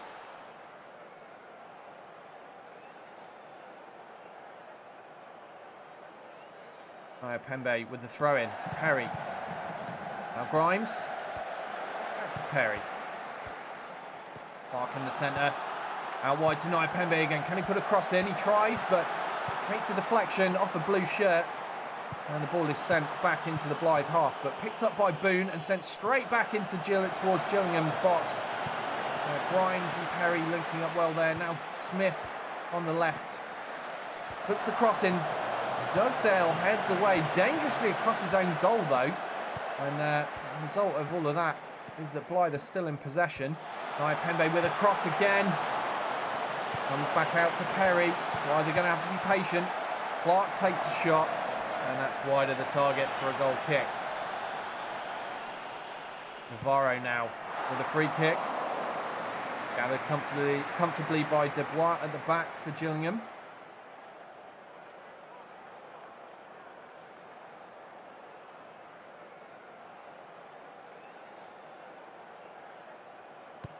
Smith with the corner.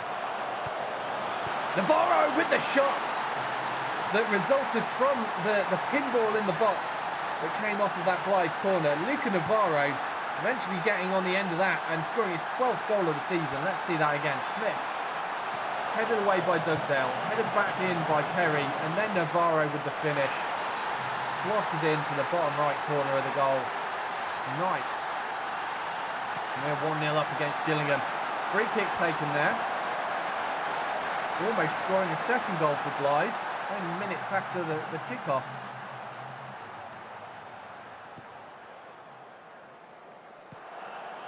To Perry. Now Clark. Pembe. And Taylor Perry wearing the captain's armband today for this match in the absence of the injured Hinchcliffe. And Brown is not on the field either, the vice-captain. Oldacker taking the shot there. Brown saved by Hilton. Dangerous and tense times there at the back for Blyth as Gillingham put together an almost effective attack. Brown this time his shot sailing well and truly over the bar. Homer. Naya Pembe. It's a little chip into Feeney. Oh, Feeney. His header saved by Dubois and put out for a corner kick. Navarro will take that. Puts it into Comer. Comer's header directly at the keeper. Also, apparently, there was some altercation in the box, resulting in a free kick for Gillingham. The next highlight we're on now is a throw-in for Blyth. Clark in the middle, playing it to Grimes. Grimes taking a shot out of nowhere. Almost getting it on target, just inches wide of the post though. Now Comer with a free kick. Hills it in! Oh my God, what a free kick! That was an amazing free kick from Connor Comer. That's his 21st goal of the season as well. Look at this curl in. Oh, into the top corner. It doesn't come much better than that at this level of football. Sky Bet League 2, I might remind you. What a fantastic free kick from Connor Comer. And that makes the score 2-0 to Blyth as we approach half-time. And it's looking pretty grim for Gillingham.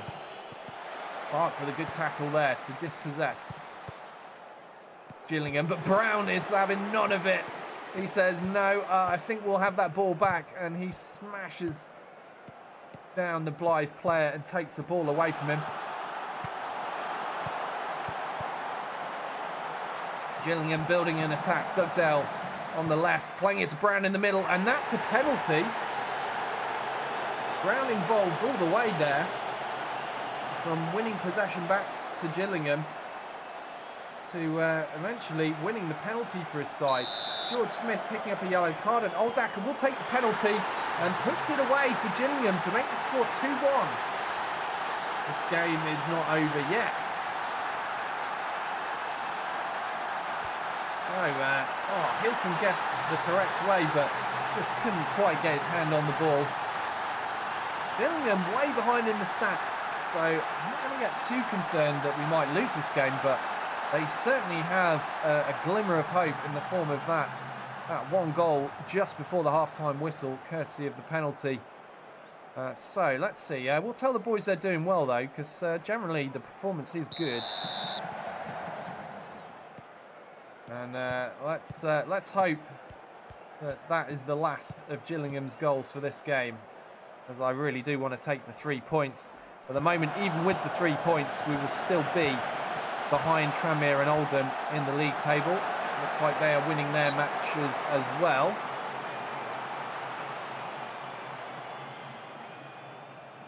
We certainly don't want to slide any further behind. Eaton with the header. Brown to McCormick. Brown again. Now Ebanks, Landell. Koulibaly. Quite an uneventful little highlight for them there. What's going on here? Perry. Out to Nyapembe. Nyapembe with a cross, looking for Feeney. Feeney gets his foot on it. Hits it first time. And the ball is saved, though.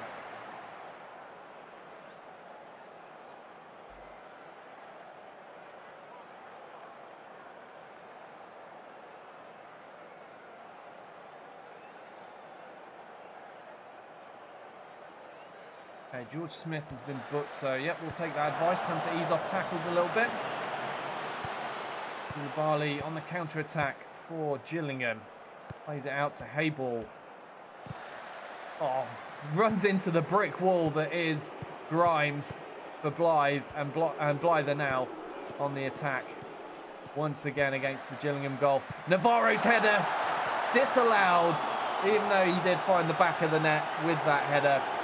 He was offside, unfortunately, and we'll see that.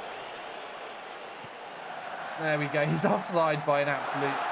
well, that's not a mile, I suppose, by a little, but it was enough.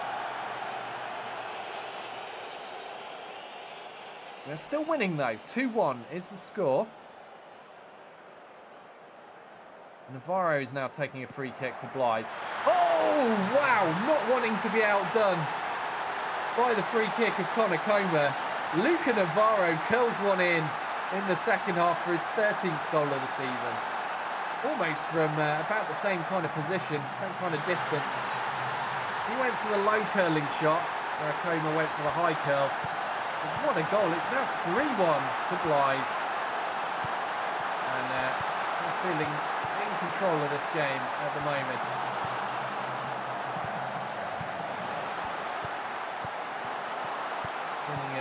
Looking for an opening in the Blyth defence.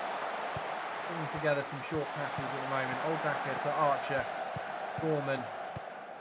Oldacker again. As he was the scorer of the penalty in the first half. Byrne. Parker in the box. Puts the cross in, but well defended by Nyapembe. Now we have a throw in up the other end for Blyth. Grimes. Clark will pick that up. He goes for goal. But it's tipped behind for a corner kick by Dubois. Smith will take that corner for Blyth. Looks good. Grimes gets on it. To Perry. Boone. Eaton. Beanie. Oh, can't quite get hold of it. And we've had 19 shots so far this game. This is looking like the match we had against Oldham recently, only we're on the positive side of the stats as opposed to being on the receiving end of the pounding. We did manage to take them 2 penalties. Let's hope Gillingham don't have 2 more goals in them to get a draw out of this fixture in the league in the remaining 5 minutes of normal time. It's looking unlikely. I think we've got this. As they say in football, anything can happen. Dubois taking a free kick on the back for Gillingham. Heaney wins the ball in midfield for Blyth. Now Comer. Banks Landell cuts out that pass attempt. Plays it back to his keeper who smashes it upfield. Only as far as Heaton though. He heads it straight back into the danger zone. Feeney's in the box for Blyth. Then he's taken down by McCormick. And that will be a penalty. This time for Blyth Spartans. And what's the ref got to say to McCormick about that? Let's see. And he brandishes a yellow card to Luke McCormick. Luca Navarro takes the penalty for Blyth. And that makes it 4-1. Surely there is no coming back for Gillingham in this league game. And that is doing wonders for our goal difference. Great penalty from Luca Navarro there. Turns the keeper the wrong way and slots it perfectly into the corner of the goal.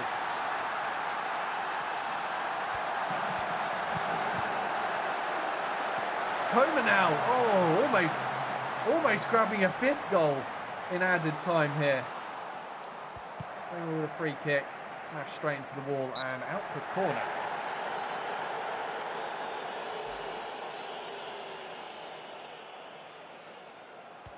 Navarro whips the corner in. It's a poor corner attempt though. Eaton just about keeping that ball from going out for a throw-in. And Hayball is on the attack. Oh, we'll call that a shot, I guess. A desperate attempt at goal, but Hilton saves very comfortably.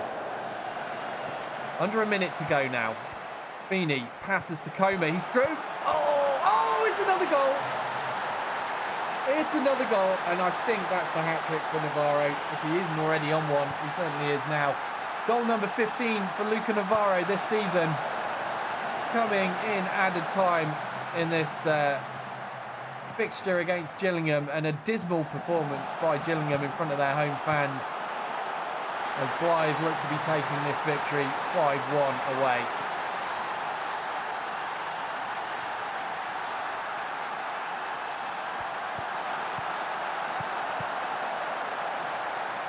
Well, it's all over very soon. And there is the final whistle. And a 5-1 win. Luca Navarro actually scoring 4 goals in the end. The penalty was in fact his hat-trick. And that goal in the 93rd minute was his 4th goal of the game. What a match Luca Navarro has had. Of course, winning player of the match and scoring a 9.8 for that fixture. Absolutely fantastic performances across the board for the Blyth team. And I'm sure Gillingham will be happy that that's over. They did not have a good day, did they? Right, we'll tell the boys that was excellent. On we go.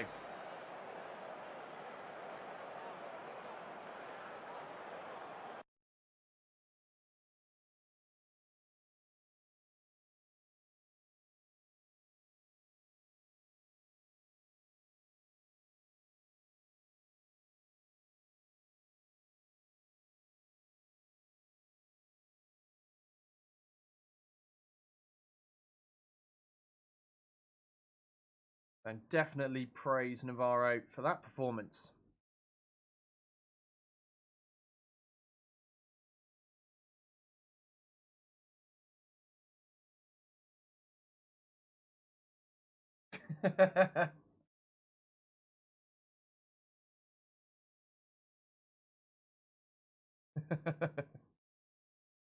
Oh, definite dad jokes going on in chat there. I love it. Right, so we are still 4th in the table. We are still 3 points behind Tranmere and 3 points behind Oldham, but our goal difference got a lot better. We're on plus 28 now. Looking good in terms of that, but we need to get the points tied with these 2 teams above us so that we can go ahead of them in the league. courtesy of our goal difference. Right, let's have a look at the top scorers now, because Luca Navarro has crept his way in the 5th place, or joint 4th, I should say, with Colton Morris of Bradford City. Luca Navarro now on 12 goals. Connor Comas still way ahead of the pack, though, with 20. The Blyth strikers are having a good season, it seems, so far. Right, yeah, let's scout Ireland. Why not? The Irish First Division. You never know. You might find a decent player or two in there.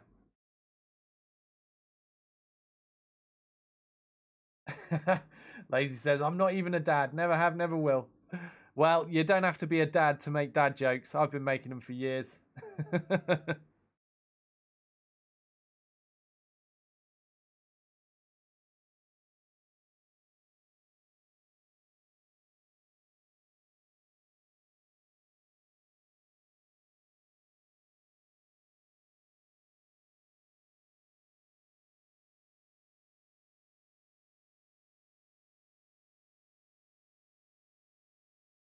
Oh dear, we've slipped back into the red. Now the cup games have run out.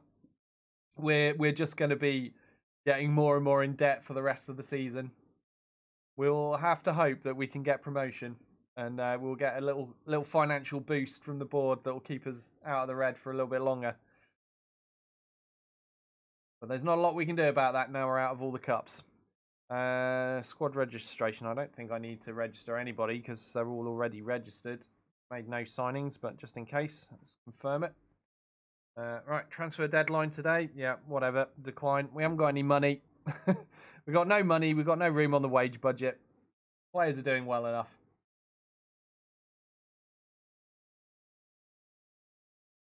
Oh, Josh Okocha is on the transfer list. He's a player that we had our eye on a while back. I wonder if he's still as good relative to our players as he was a season or two ago. Let's give him a quick scout. If he's rubbish, we can take him off, can't we? Sunshine Stars have made an offer for him. Where on earth are they from? South Africa, maybe? Have a look at the... Oh, no, they appear to be Nigerian. Yeah, I'd say that's a Nigerian team. Sunshine Stars. Going in for Josh Okocha. I think Josh Okocha's got Nigerian in him. Yeah, he is Nigerian. So, yeah, he'll be returning home for his football if he goes there. But Charlton have also put in an offer for him. And they're in Sky Bet League One. So, I feel like Josh Okocha can't be too bad if there's a League One team going in for him.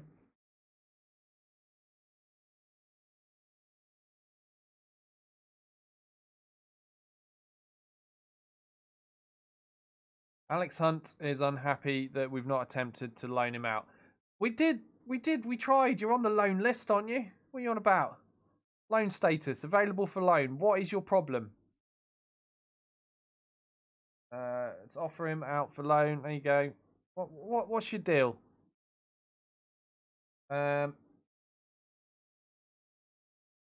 Unfortunately, there's simply no interest right now, Alex Hunt. I'm sure if you tried hard enough, you'd find interest, he says. Oh, here we go. He's getting all uppity. Yeah,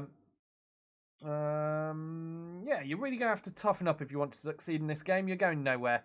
The sooner you realise you can't always get your own way, the better. Yeah, have that, you spoiled little what's-it. There we go. I should shut him up for the time being.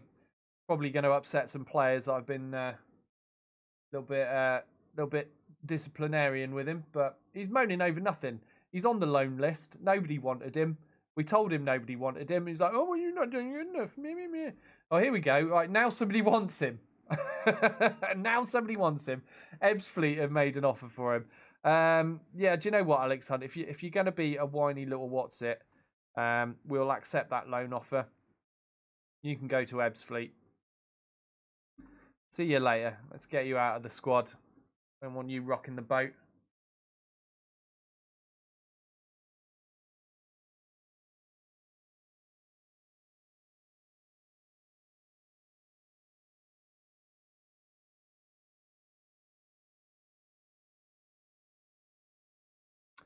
Billericay Town next. Could be an interesting fixture, actually. I think in this game their ownership has changed hands at least once. So I don't think they're quite the moneybags club that they were at the start of this game.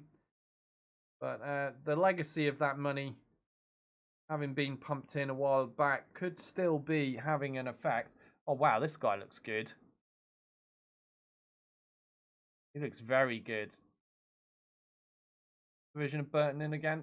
Oh, they're in our division. Oh, come on. All right. All right. Did I try? Can I afford this? I've got... Oh, go on. We're doing it. We're doing it.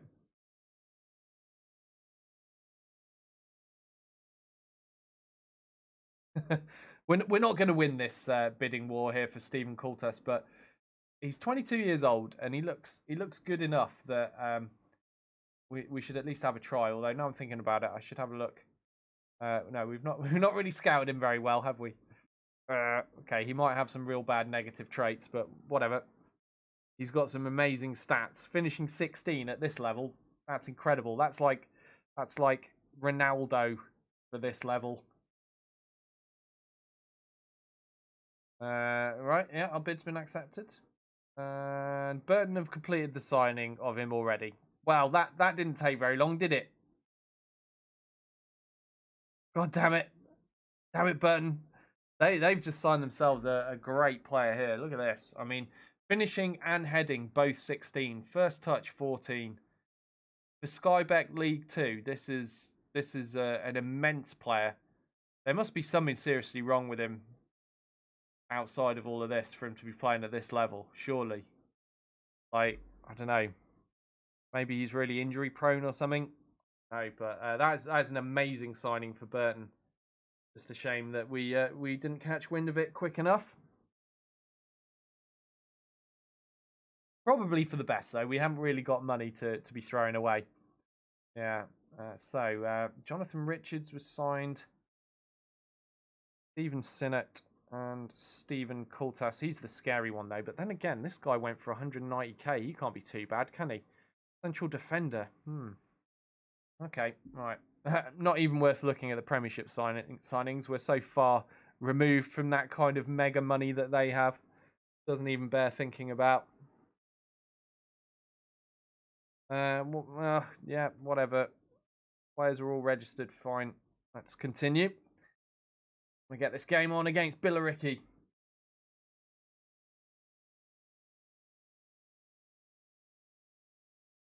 Lazy says, I was called a horrible person at work because I told one of the girls I think babies are creepy. Oh, we've had Blyth players named in Team of the Week, but... Oh, there we go. I was going to say the graphics haven't appeared. They have now. So we got Heaton, Nyapembe and Navarro. Of course, Navarro should have made Team of the Week with his 4-goal game. No surprise there. Right. Oh, come on, Dolling. What is your problem? He wants to go out for a loan as well. Let's do the same as we did with Thingamajiggy Bob. Alex Hunt, that's the one. Yeah, whatever. No interest. Oh, shut up. All the whinging they're doing. Right. Come on, let's get this game on the go. I want to play Billericay Town. Still got a bunch more days to cycle through.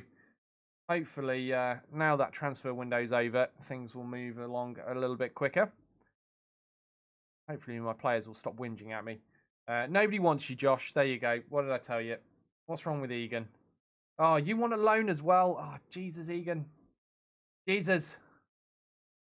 There's no interest. Oh, God. Just toughen up. All of you. All of you. Stop whinging. What's wrong with them? Okay. Homegrown players update. They're probably terrible. Oh, Harrison Devine's injured again. Like, is he injury prone? Because he picks up so many injuries. No, he's not injury prone at all. He's just unlucky, I guess.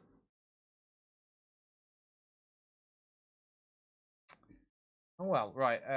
Kai Ackley wants removing from the transfer list. Kai Ackley, you're out on sorry, you're out. What?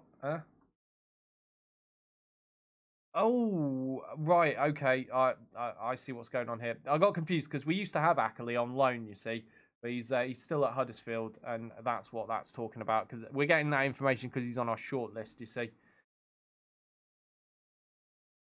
But apparently he no longer wants to move away from his club. RNGBers dislikes him, says Lazy. Yeah, it does seem that way. Poor old Divine. Right, yeah, Alex Hunt is happy to go to Ebbsfleet. Be gone with you. Get out of my club. He's a decent player, Hunt, and he's just fallen out of favour in the first team because he's not quite as strong as some of the options I've got. That's all it really comes down to. But he's not happy about lack of first team football. But we've got Clark, Perry, and Grimes are all in ahead of him, and then Nexus is the midfielder on the bench because I need him to fulfil the homegrown requirement. He's literally the only homegrown player I have. So, yeah, it just means Alex Hunt gets left out and he's not even on the bench. So I can understand his frustration. Right, Josh Okocha doesn't enjoy big matches and fairly inconsistent performer. Okay, all right. We can take you off the shortlist then, Josh. I've got enough players with those two negatives for my liking at this level. Right, here we go. Come on, Billericay. Let's get it on. After that, we've got Bradford. Oh, my God. Right, Bradford are first in the league. They've not been first forever, but they've been first for a little while. Cash-strapped Billericay. Oh, they're cash-strapped now. Oh, good. I'm glad you're suffering the woes of having no money, Billericay. Right, they're slight underdogs. Okay, all right. Sean Baines is ready for professional football. He's not going to get it with ability levels like that. He can jog on, go play some Sunday League. Right, Nigel Hayes, who are you? Oh, you're just a young'un, no worries. Connor Comer training really well at the moment. Again, time after time, Connor Comer. And his stats are going up. So he's a quality player. All right, Josh Dolling won't even talk to me. I can't even bollock him for his appalling training attitude. Never mind. Lazy says, have you performed the RNGBers placation rite of melting dice under a magnifying glass with sunlight? I've heard it will get you good luck in games. No, I've never tried that. Probably not a good idea with my lungs to be melting dice and breathing in plastic fumes.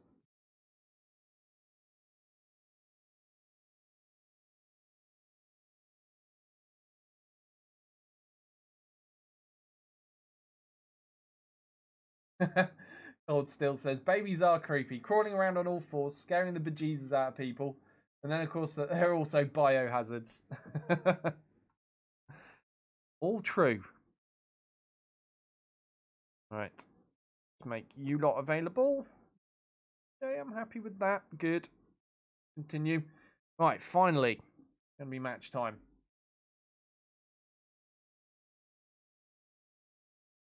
Here we go. Few players not quite fully fit for this fixture. Inconsistent form for us. Also inconsistent form for Billericay, though. Now, where are they in the table? Down in 13th. So they're not too low. Mid-table team. Could be a challenge, particularly playing them away. But the bookies are saying the odds are in our favour. Right, Feeney, how did he do in the last game? I'll keep him on. Look at Navarro's rating for the last fixture. Huge bar there. Well, since the result went so well, I think I will leave things alone. I will leave the same first team to play this fixture against Billericay. So here we go. Yep, time to pick up where they left off. Good advice from the assistant manager. And here we are, kicking off in the rain again. This time away to Billericay. Team from down south. Blyth, of course, from the northeast. Billericay down from the southeast. But we have a familiar weather condition to play in, even though we're away from home. It is pouring with rain. Navarro with a free kick for Blythe there, headed away by Pilkington. Boone knocks it back to Navarro. Now Naya Pembe sends it forward towards Clark. Now Feeney in the box. He's offside though.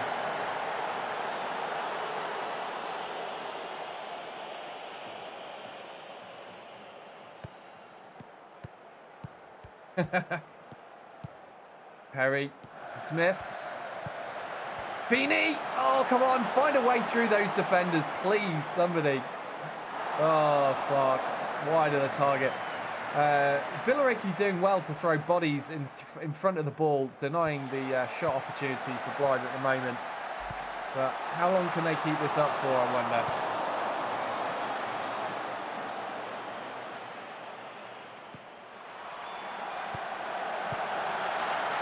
And Billericay score the first goal of the game.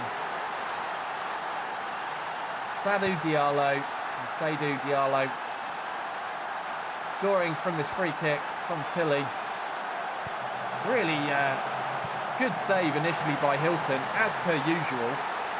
He is so good with those reaction saves, but he just couldn't stop the rebound. And we find ourselves a goal behind already in this away fixture, and it's supposed to be a fixture in our favour according to the bookies, but looks like they're going to be wrong.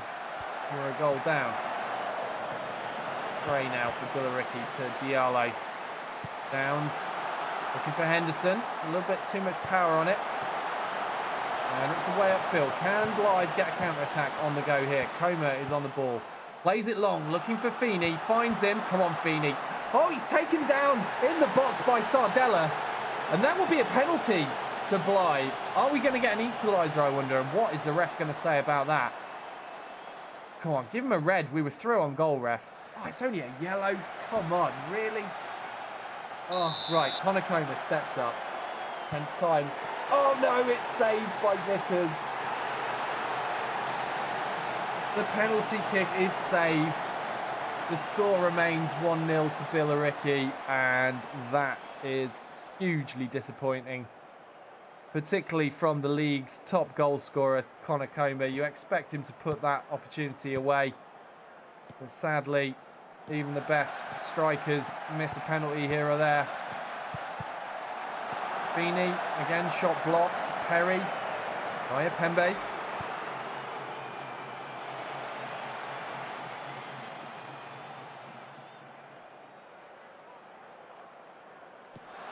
Clark dispossessed by Downs. Boone trying to keep the ball for Blyth. Now Perry to Grimes. Things falling apart in midfield a little bit for Blyth right now. Gray for Billericay. Puts the cross in. Finds Downs and oh, what an opportunity that was.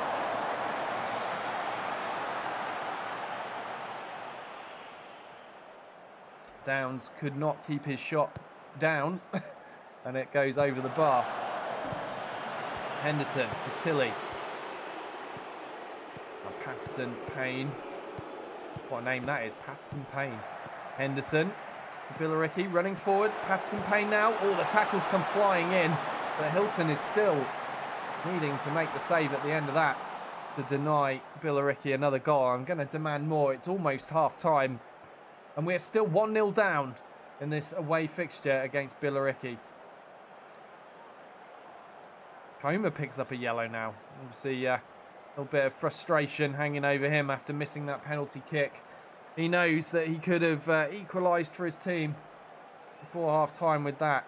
And so far, we've had 9 shots and only a single one of those has been on target. Disappointing stuff. Yep, we're going to go for the aggressive half-time bollocking. Classic team talk there. Let's see if it makes the difference for us in this fixture. At the moment, we will be slipping further away behind Oldham and Tranmere in the league. And really, we're already 3 points behind those two teams, waiting for one of them to slip up before the season ends. And to go even further behind means we need them to slip up even more. And we are running out of season at this stage. So we really, really need these 3 points right now. Let's hope the second half can deliver. Clark to Naya Pembe out on the right flank for Blyth. Puts the cross in, finds Smith, his counterpart on the left. Smith has his shot attempt blocked, and that goes out for a corner, which Luca Navarro will take for Blyth. Eaton with the header, gathered comfortably by Billericay keeper Vickers.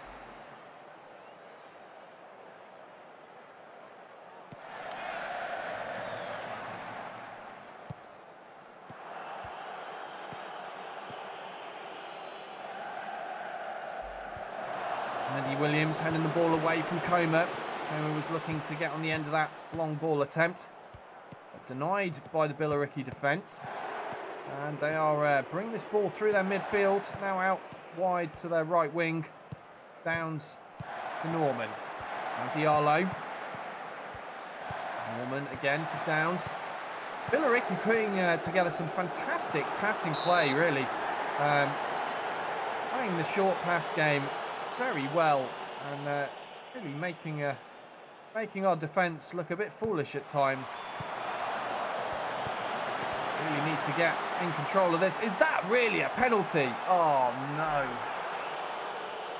Oh, it's a disaster. The ref gives a penalty, this time to Billericay. Gray steps up to take it.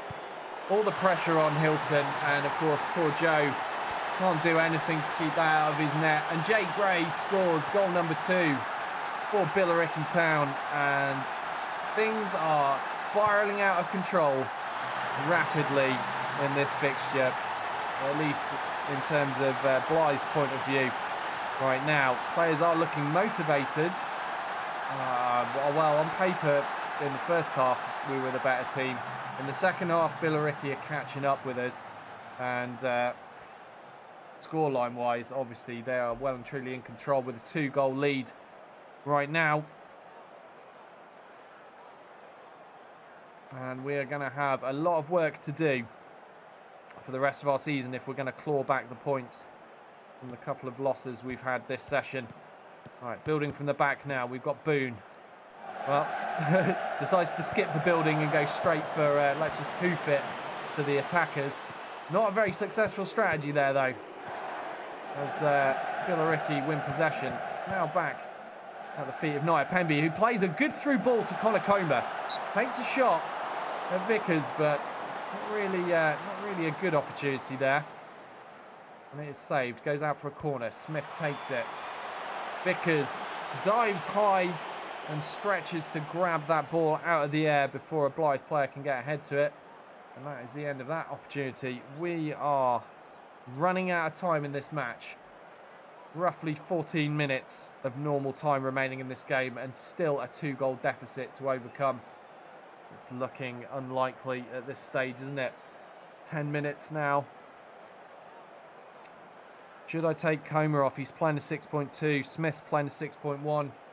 80 minutes remaining. I think we're going to have to make some desperate substitutions. Not that I really believe this is going to make enough of a difference for us, but we have to try, don't we? We have to try. Feels bad to take the league's top goal scorer off, but he's not performing well enough today.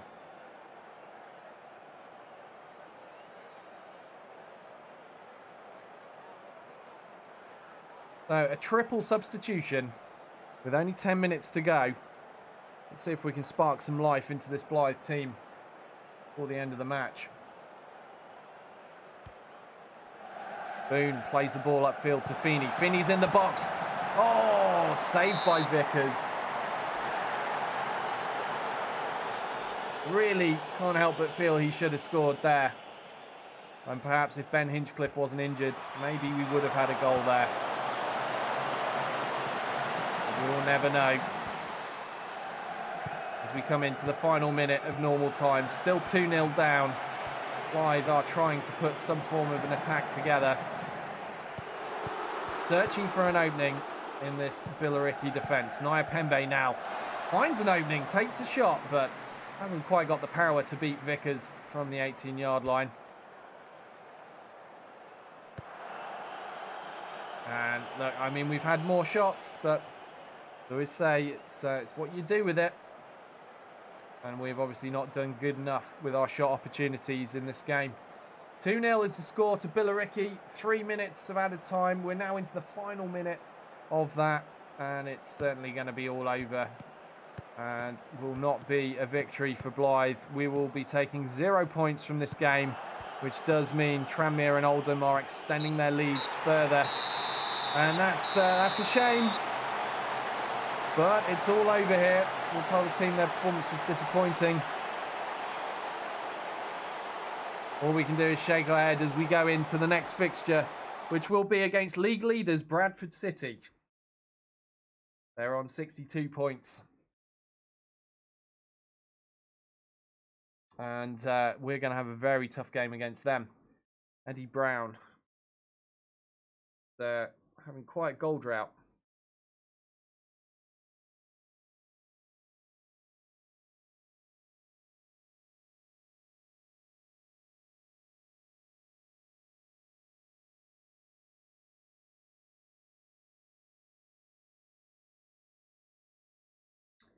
Taylor Perry's got a 2-match ban. Oh no. He's reached 10 yellow cards. Oh, this is bad news. We're going to be missing. I think he's our best central midfielder in terms of ability. So he's going to be out of contention for the Bradford game. All right, let me have a look at the schedule. How are we looking?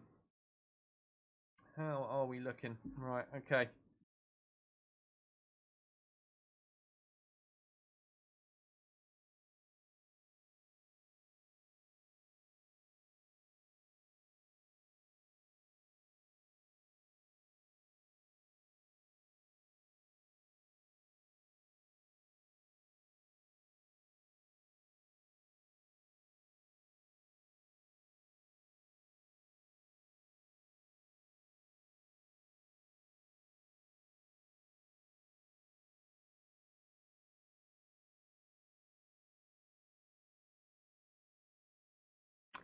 We'll take that training advice, I think.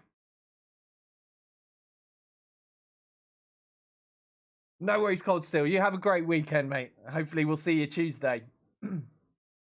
There's heading back out to the farm for a few days. You guys take care and have fun. Thanks for joining us, Cold Steel. Hope you have a good time. All right, we've now finished scouting Stephen Coulter, who's already signed for Burton. He's inconsistent, so but he does enjoy big matches. I mean, it's a shame he's gone to a rival. But what can you do? I think we'll keep him on the short list though. You never know when an opportunity might come for us to snatch him away.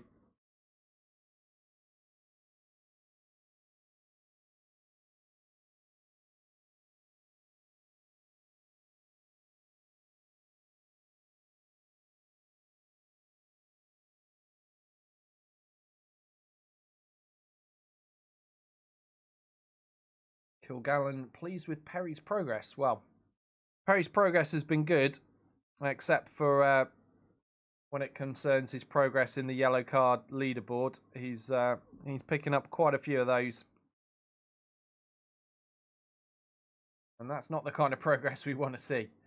Oh, yeah, okay. Egan and Dolling, uncertain future, blah-de-blah. Press getting hold of the story as usual. Whatever. We'll have to wait and see. I'm not telling you nothing, Press. Nothing at all.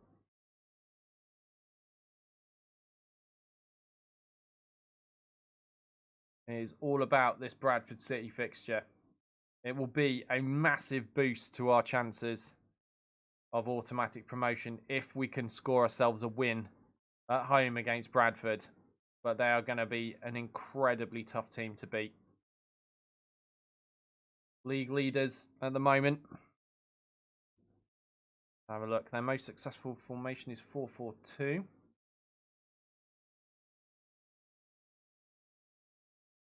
Previous meetings. So last time we played them, we lost. Okay, we've only played them the once, and we lost. So we don't have a good record against them.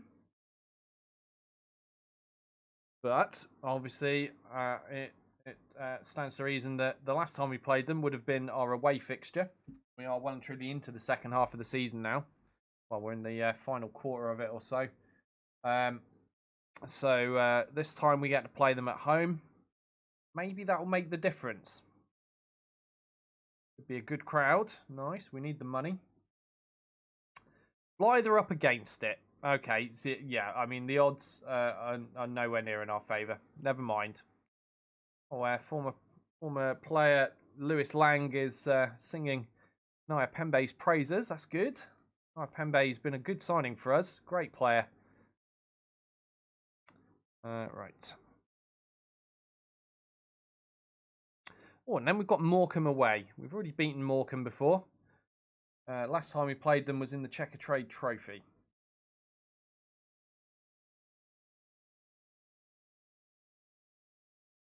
Comer still training really well this season.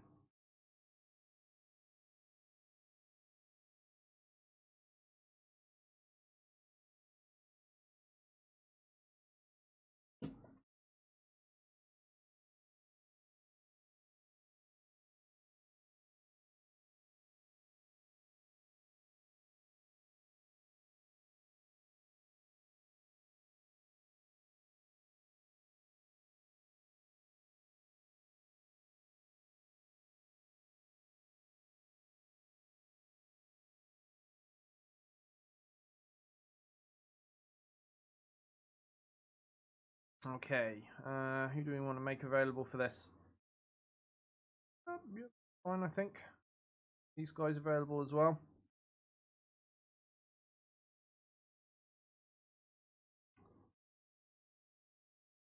Okay, so we will be without midfielder Perry. Who are we going to bring in his place? It would ordinarily have been Alex Hunt, but because he's a whiny little what's-it, he's now out on loan, so we can't bring Hunt in. Have a look. Who can we use instead? Bert Morrison, the misser of the penalty in the cup game against Oldham, or Kieran Makepeace. I'll go with Makepeace, actually. Let's give him a shot.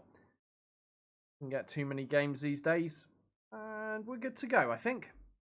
Actually, hold on. How's Feeney's form doing? Feeney's form has dropped dramatically, hasn't it? Maybe it's time to switch him out and give someone else a go. How's Hinchcliffe doing? Oh, he's almost back to fitness. He could play 45 minutes.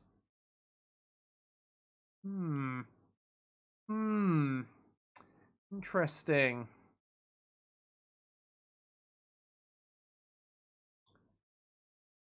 Ooh, no, we'll leave him out. We'll give him a little bit more time to recover. But I am going to swap Feeney out for... Who shall we put on this time? Let's give Devine a go. It's been a while since he's had a crack. So, yeah, there we go. Let's change the front three up a little bit. So, it's tricky to try to keep any of them in consistently good form, it feels, this season. But I do have enough strikers that I can keep swapping players around.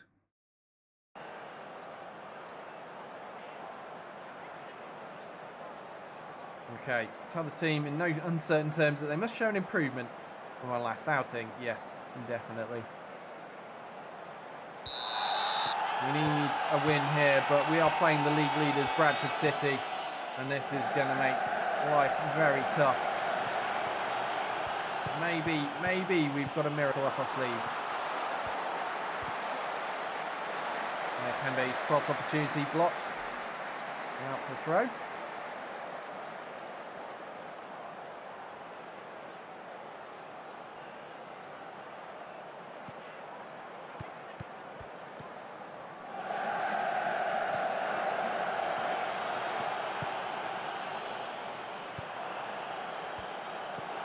Clark with the tackle. Devine now. Threads it through to Comer and takes a shot. No power to it though, really. And Cook makes a comfortable save.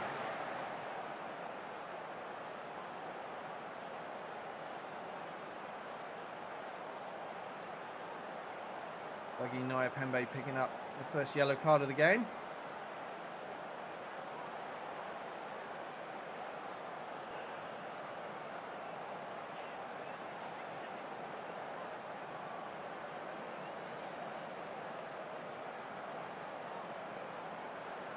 Time to ease off tackles a bit. Tim Thomas. Quite a name. Tim Thomas picked up a booking for Bradford. 30 minutes gone. Fairly uneventful so far. But against a team this tough, probably a good thing for us. If there's any events that are likely to occur, will be goals for Bradford. Let's hope this isn't one of them. Oh, good effort there by Morris and a great save by Hilton to deny Bradford a goal. Now Grimes on the attack for Blyth. Tackled, but Makepeace picks up the loose ball. Plays it to Clark. Now Devine in the box. Takes a shot. Saved and tipped out for a corner by Cook.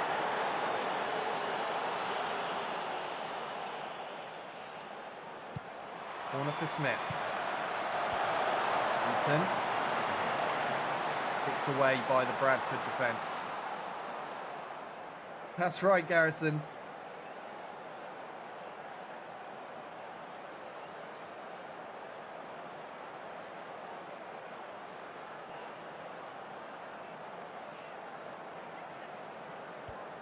Cook with the goal kick. Oh, sorry, free kick. Navarro for Blyth. And we put together a more successful attack this time. Homer with the header. Oh, Cook spills it, but he gets there first and denies any attempt to score from the rebound. Well, we've seen a little bit of promise there, haven't we? We have chance. We have chance to score. Denied so far, but it does look like our opportunities have been slightly better than Bradford's, although none of ours were clear cuts and one of theirs was. That shot by Morris, of course, will have been the clear cut opportunity, but it was well saved by Hilton.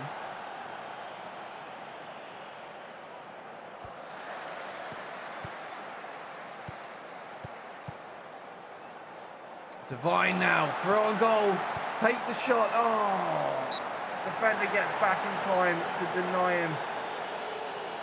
Oh, he should have shot a little earlier than that. Never mind, that goes out for a corner. Navarro will take it. Cook plucks it out of the air. This is frustrating. Blyth have now had 10 shots to Bradford's 2. It feels like we're all over them, but we just can't get the goal. Let's need that little bit extra to put us ahead in this game. No, this is not blue. This is green. Is my green screen playing up or something? I can't see big enough to see. Is this going see-through? It is. Well, we're on a new setup and the camera levels are probably not quite what they were. So that'll be why. I didn't realise.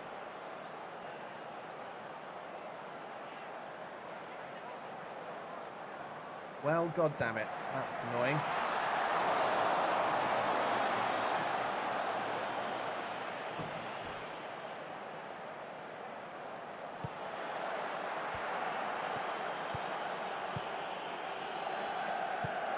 Morris on the attack now for Bradford. He's in the box, but he's tackled by Heaton. Good, solid tackle at the back by Josh Heaton. And now Blyth have a chance for an attack. Devine pass attempt takes a deflection. And that's the end of that. 57 minutes played. Plenty of time left for either team to score. Oh, Heel with the attempt on goal there. Saved by Hilton.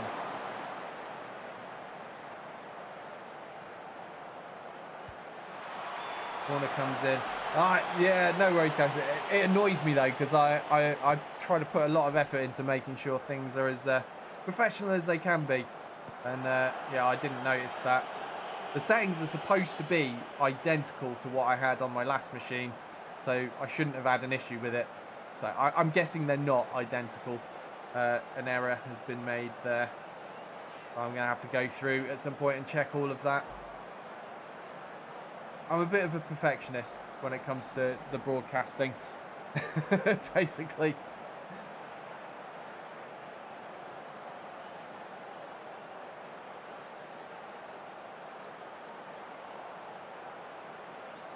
Luckily, I'm not when it comes to playing the games, though. I'd have a tough time if I was. Right, we're going to demand more. We need a goal. We need a victory against Bradford City. Although, honestly, a draw would be a fantastic result for us, considering the gulf in talent between the two teams. But I feel like things have been going rather well for us. We've managed 12 shots to their 5. I feel like maybe there's a goal in us. You know what? Did I put Hinchcliffe on the bench? No, I didn't. Did I? I was just gonna consider bringing Hinchcliffe on, even though he's still just recovering from injury for maybe the last 10 minutes. But He's not available, is he? I left him out. He's not even on the bench. He hasn't really recovered from that injury properly, so it would have been a risky thing to do. But this is an important game, and if I could just snatch a goal, it would be a huge deal. Worth taking the risk with the captain even.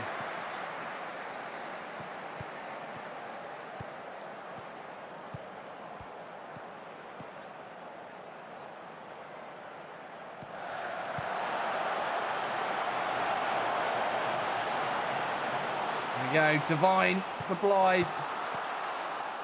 Oh, why did you shoot? Why not cross? Look, we had a man there. Oh, 10 minutes to go. Oh, now Navarro. Devine again.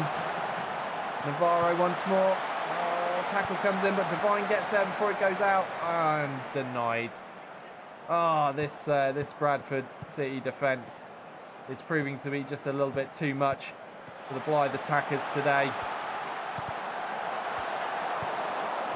Oh, no. Oh. It's disallowed. What a relief. I was going to say, that's all it takes for them to grab a goal. But thankfully, there was an offside there. Yeah, there he is. Just offside. What a reprieve that is. Come on, let's demand more.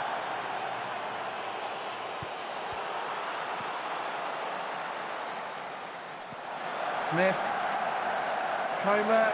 Nyapembe. Come on, put the cross in, man. Oh, he's tackled.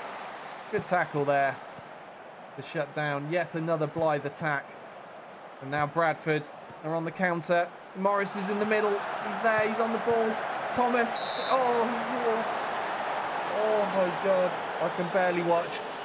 We have about 8 minutes remaining. Bradford have a corner. Rose will take it. Makepeace with the header. But falls to Thomas. That'd be Tim Thomas, who we saw earlier. Come on, lads. Get the ball back.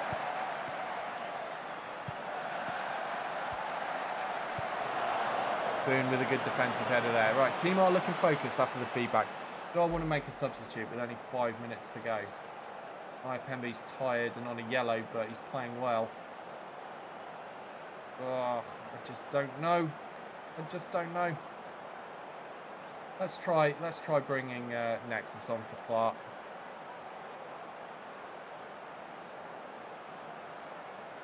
And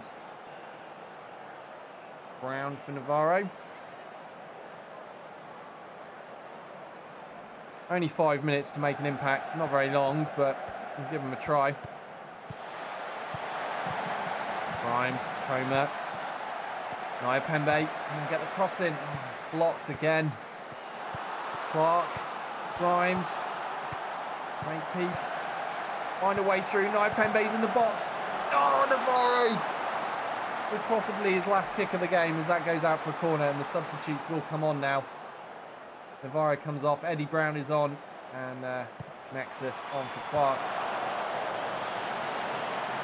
Corner comes to nothing. 4 minutes of added time to play. Score is still 0-0.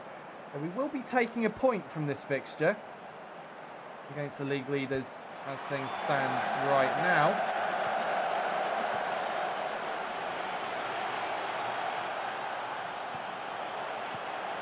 Oh, good save by Hilton again.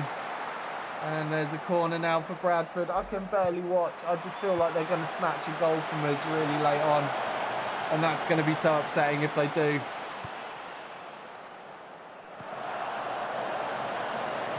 Grimes, come on, Blyth, come on, let's have a goal. Nyapembe will get to that before it goes out. But he can't put a cross in. He's shut down by 2 blue shirts.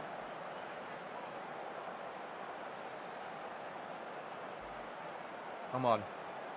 Whistle is about to go. Last chance at a crack at goal. Nexus is on the ball. Plays it calmly to Makepeace. Makepeace out wide to Smith. Last attempt here. Come on, Smith. No! He's offside. And that's the end of the game. It's a 1-1 draw, and honestly, that's a good result for us against Bradford City. top of the league, Bradford City, and they are going to stay top of the league, as far as I can tell from that. But that was indeed a tough result to take. I felt like we might have been able to win that.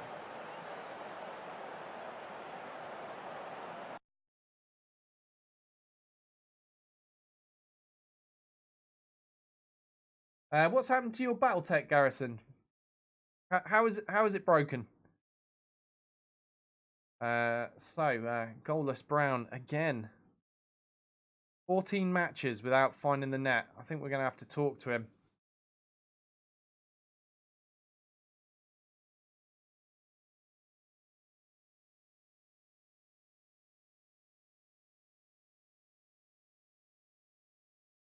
Right, tell him he's not scoring enough, and he's going to lose his place in the team. Maybe that will put a rocket up his backside.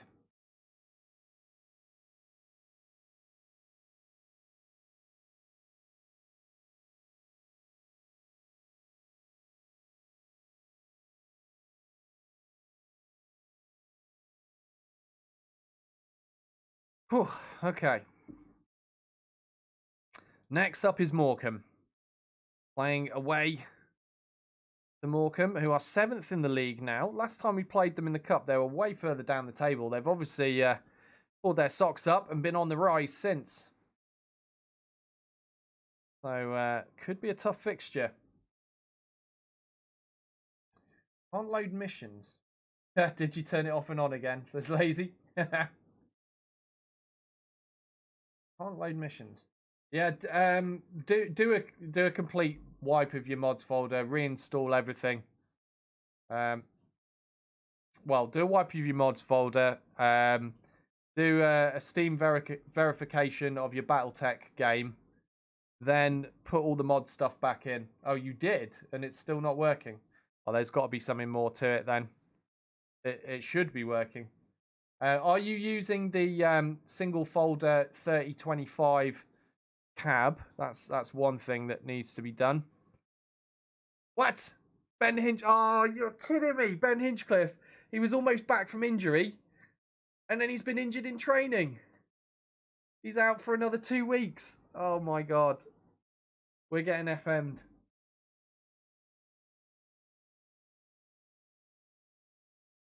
Yeah, that's a weird one, Garrison. I don't know why that would be happening.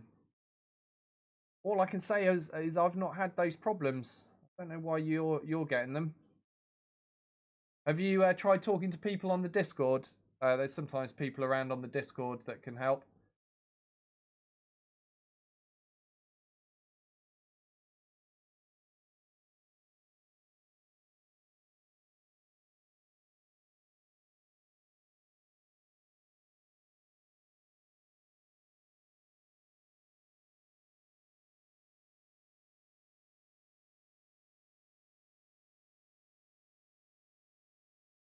Oh dear.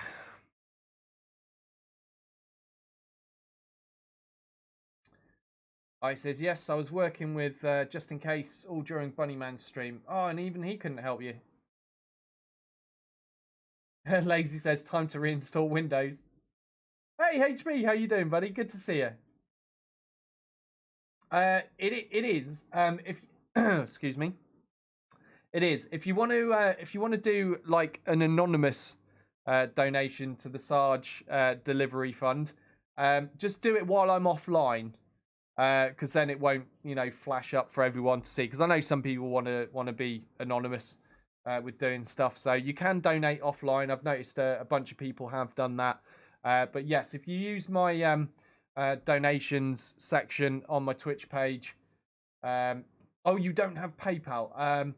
I think that's the only way. I don't know much about this stuff, but I think that's it. Oh. Right, Darnell Mintus is now injured. Well, that's far less of a problem.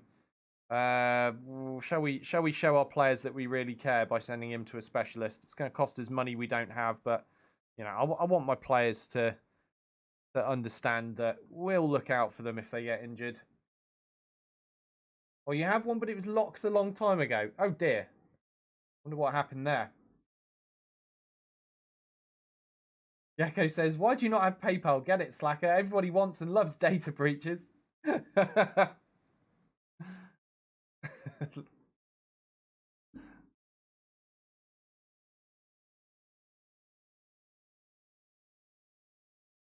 Lazy says, find someone you know in real life who has PayPal and give them the money to donate for you. That's a good way around it, Lazy, yeah.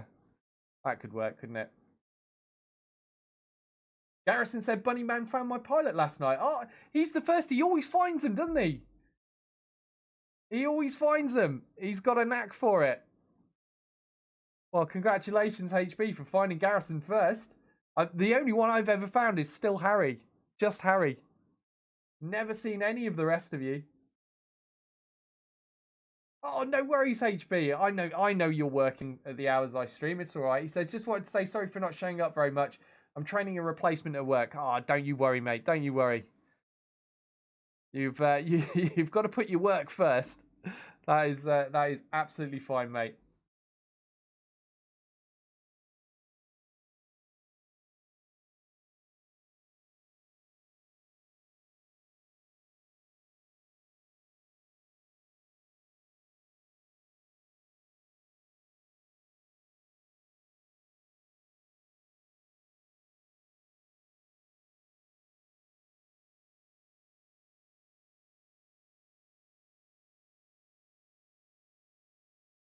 Right, here we go. Morecambe, and then we've got Colchester after that. Let me just check. I'm trying to time things. Where were we? There we go. That was the first one. I'm trying to time things so that I split the remainder of the season across 2 sessions. So I will be stopping, I reckon. Let me see.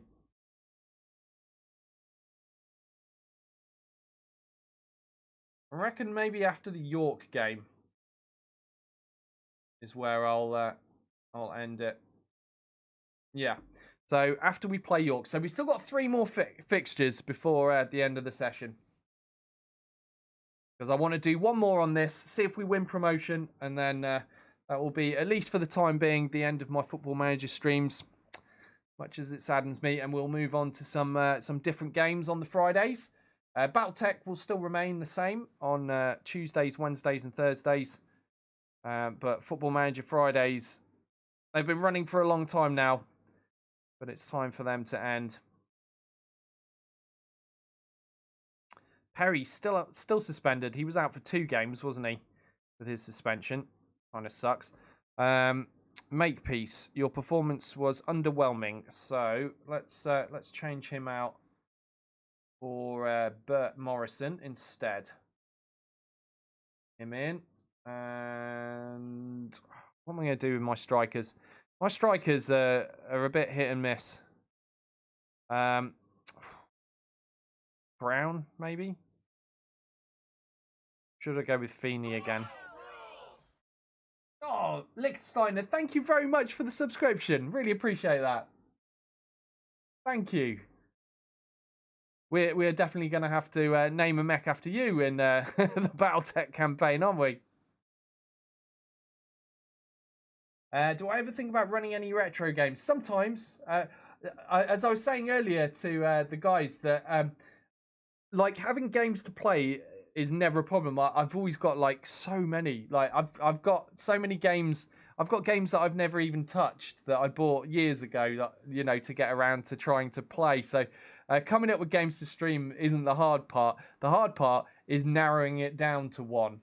And the reason I'm going to be dropping Football Manager is because although I love it, I really enjoy doing it, I'm aware that the vast majority of my regular audience are non-European, let's say, and so I'm going to try to do some other stuff, see if I can up the viewers, because my Fridays, I'm sure you all notice, are significantly less viewed than my Tuesdays, Wednesdays, and Thursdays, and I need to try to remedy that. You see, try to bring the Fridays up in line with the rest. I don't want to just go full-time Battletech on every single stream session, because I think that will end up killing my will to play the game. So I still want to keep, playing some different things. Yeah, unfortunately, Football Manager, as long as I've kept it going, is not taking off in anywhere near the same way as Battletech and some of the other games even that I've streamed over the months that I've been doing this for. So yeah, I'm going to start cycling a few things around on the Fridays, but I'm never short of ideas of things to try for it. It's just a case of narrowing down which ones are going to get the most views really, and also that I enjoy, because of course that's important to me too.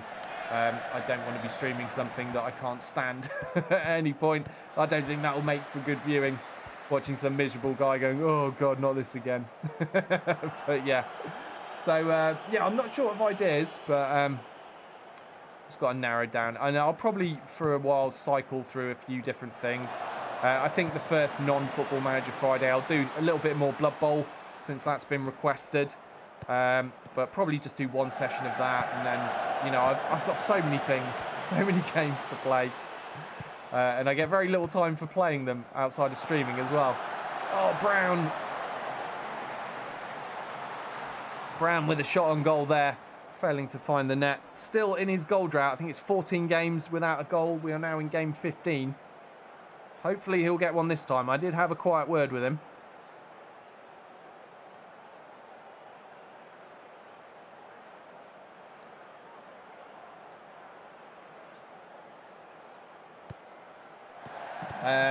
Licksteiner says, do you play FIFA at all? I used to. I used to play FIFA quite a lot, actually.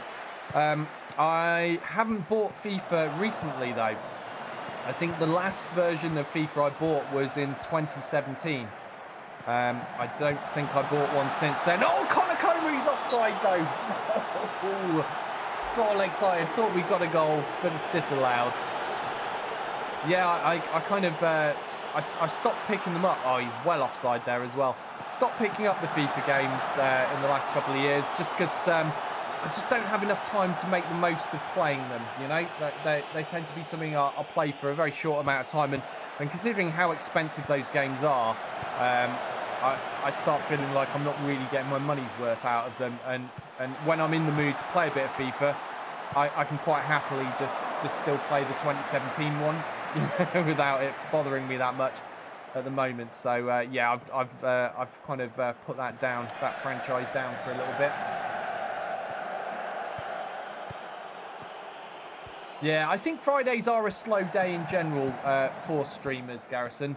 But I certainly know I can pick up more than I currently do for what I'm doing. I mean, like, for example, when I did the bonus Battletech stream last Friday, it was very obvious, you know, I had a huge difference in the numbers between this and that, even, you know.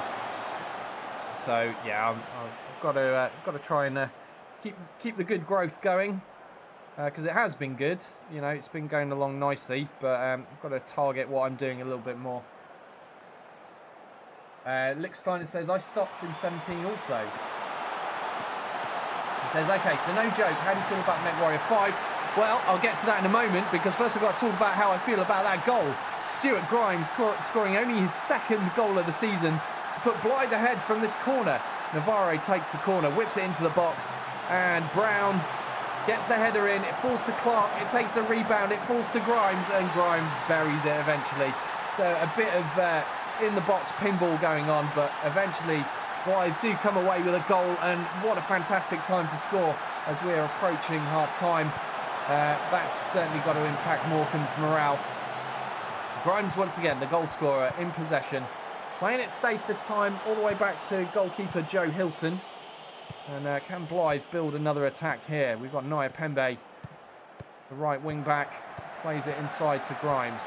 Back to Naya Pembe, he's in space for a cross. Gets it to Brown's head. Brown can't find the target still. I think at this stage it's a little bit questionable whether he deserves to call himself a striker. He's not scored in so damn long. Surely it's got to happen eventually, though. Naya Pembe again beats his man, crosses to Comer. Comer's shot saved. Can't quite bury the rebound. And now that comes out for a counter-attack for Morecambe. Heath running rapidly up the left wing, puts a cross into the box towards Leek, but Defended well by the Blyth players at the back. So, Lick Steiner says, how do I feel about MechWarrior 5? Okay, so when I pre-ordered MechWarrior 5, having been long-term, well-experienced with PGI, I expected they would be delays.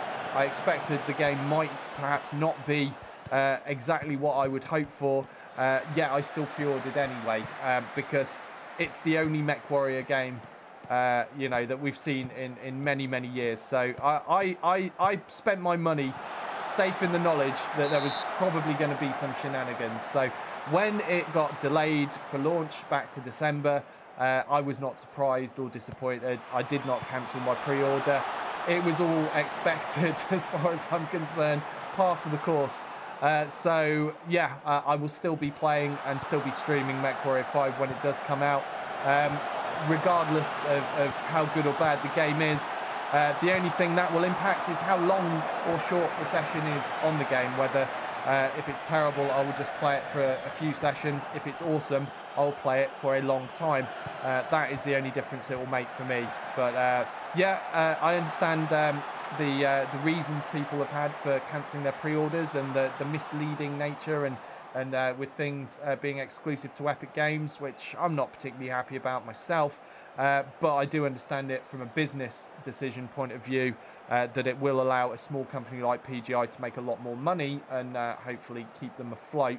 So I'm certainly not going to begrudge Russ Bullock making that decision. Yeah, it's inconvenient. Yeah, it's annoying that it's pushed back, but no, I'm not surprised. So it wasn't enough to make me cancel. As I said, I spent my money up front, fully in the knowledge that something like this could occur, and it wasn't going to bother me either way. So hopefully that answers the question for you. And you will be able to see me stream it still, but only now, not until November/December. Oh my God! Straight from the kickoff, the first highlight from the kickoff in the second half, resulting in a Morecambe goal, courtesy of Ethan Leake. That's his 13th goal of the season. And Blyth really caught napping at the back there. Heath beating Naya Pembe with his pace. And the two central defenders, I don't know what they're playing at, but what they certainly weren't doing is marking Leake properly. And he gets a free shot on goal and scores. And that is an equaliser for Morecambe. It is 1-1 in this second half, in this away fixture against Morecambe, and we can only hope that the team wakes up a little bit, because we can't be losing points. We cannot be losing more points. We need to close this gap, and oh my God, no! Richard Heath scoring for Morecambe to put them in front. It's now 2-1, and what has happened? What happened at half-time? I don't know what's going on. But it looked like we had a reasonable half-time team talk ourselves. But whatever happened in that Morecambe dressing room, it has certainly made them come out a transformed team for this second half of this match. And they've scored 2 goals very quickly. And it's gone from a game that we were in control of, stats-wise and scoreline-wise, to being a game we're now behind in and searching for an equaliser. Konakoma now in possession. Morrison to Clark. Clark with the shot. Off the bar. Naya Pembe now with the cross. Johnston with the header away. Morrison picks it up. Plays it into Clark. Now Grimes. And hacked away by Mason of Morecambe. And 20 shots is what Blyth have had now. Double the shots that Morecambe have had. Yet we are still losing 2-1. And it has to be said, this is a very disappointing result. And that will drop us not only out of contention for the automatic promotion spots, but we've dropped from 4th place even. We're not even 5th. We're down all the way to 6th place if the score stands as it currently does in all the games, and we lose this. We will be dropping down the table for the first time in a long time. That is incredibly disappointing. If ever we needed Ben Hinchcliffe back from injury, it's right now. And unfortunately, he's gone from one injury straight into another. So we're going to have to live without him even longer. I feel like the fates are against us. But we are in desperate need of a goal right now. Eddie Brown playing a 6.2. You know what, Brown? You've had enough chances, mate. You are just a lemon. You cannot score goals for love nor money. So I'm bringing you off. Beanie's coming on. Let's see if he can deliver the goods for us. Heaton, unfortunately, playing a 6.2 as well in central defence. I assume he's responsible for not marking the Morecambe goal scorer. All right, come on, Brown. This is your last chance on the field. Provide Navarro. No, Navarro's shot is off target. Oh, no. This is painful to watch now. We're going to have to go for a demand more. Kieran Feeney is now on the field. And Brown has been taken off in disgrace for his failures.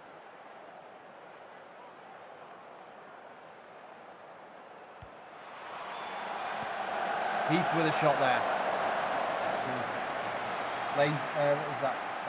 Lazy says, well, we don't get to see you try to get pilots killed through inattention in Football Manager. Yeah, nobody dies in Football Manager. Whole different experience. He says, or should I call it soccer supervisor? No, you shouldn't. Corner coming in for Blyth, but it's a poor one. Nobody gets on the end of it. The ball is sent up at least as far as the halfway line, but Blyth are now back in possession. Oh, come on, one of you get a shot on target. Grimes with the long shot! Stuart Grimes! Seemingly out of nothing. Scores a spectacular long-range effort to equalise just before the 90th minute for Blyth Spartans. The score is now 2-2. Morrison setting up Grimes there. Look at this. Long-range shot. Wham, bam, thank you, ma'am. That is in the net. And it's 2-2 with 5 minutes of added time to play. I'm going to praise the lads for that. Come on. Just a little bit more, guys. Just a little bit more. Just give us one more goal in added time. There's only a minute left to play, so it does look like this fixture will end in a draw as things stand at the moment. But at least we're not losing. That much I am happy for. And there is the full-time whistle. We will have to settle for a 2-2 draw. I mean, looking at the match stats, I believe we should have won that, although we should have got a lot more shots on target, that's for sure. And I can't help but feel that the difference was Eddie Brown. He was just letting the side down, and as soon as we took him off, things picked up a little bit more. And that poor guy, Eddie Brown, is on a massive goal drought, but he's got to come out of it if he's going to expect to play football, at least in the first team for Blyth. And he's just not delivering at the moment.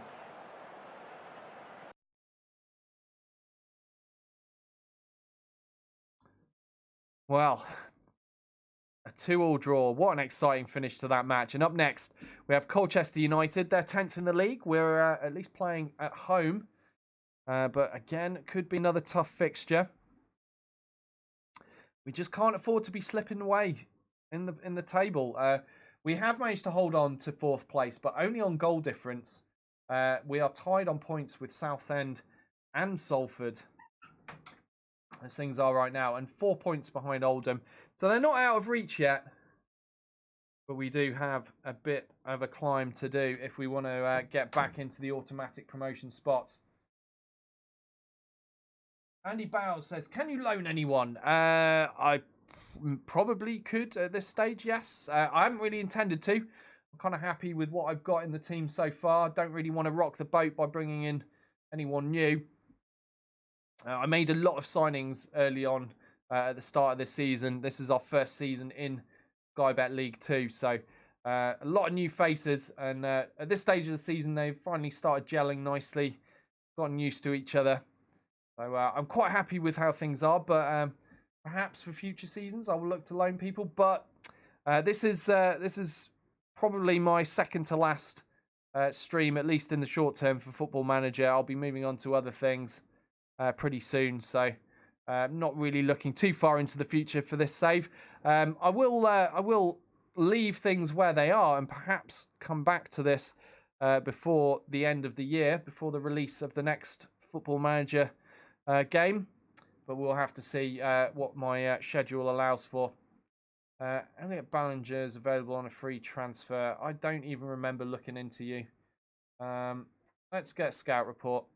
You never know. He might be half decent. We don't have too much information on him at the moment. Only, what was it, 30% scouted? Licksteiner says, I got a refund, but I'm very bummed. I don't blame Russ. I just don't trust the Epic platform. Yeah, I mean, it's irritating that they force games to go exclusive to them for a year. So you don't have any other options of where you put your money if you want a game that they have. That is a little bit of an irritating practice, in my opinion. But then again, Steam has had quite a monopoly for a long time, and I was talking to Harry about this the other night, and he was rightly saying it feels like Steam often just rest on their laurels, knowing that they've got such a huge share of the market, and they've not really tried to innovate or move things forward. And it's a bit of a mess trying to find good games through Steam, since it's a bit of a free-for-all, and there's a lot of shovelware on Steam. So competition's a good thing in that light, and at least Epic Games are providing that. For me, I just find the inconvenience annoying. I kind of liked the Steam monopoly of just having one place to launch all my games from. I don't like having to remember other login details and passwords to like launch stuff. Even with what I've got right now, which is like Origin and Uplay platforms, you need all these accounts just to play your damn games. Do you guys remember the days where you just put a disc or a CD in your computer, you double click your icon and played your game? Yeah, it would be nice if things were that simple again. But yeah, the more things split down, the more accounts you've got to have, the more you've got to remember for passwords, and it does get annoying. But as we say, competition is good for innovation and progression in the market. So there is that.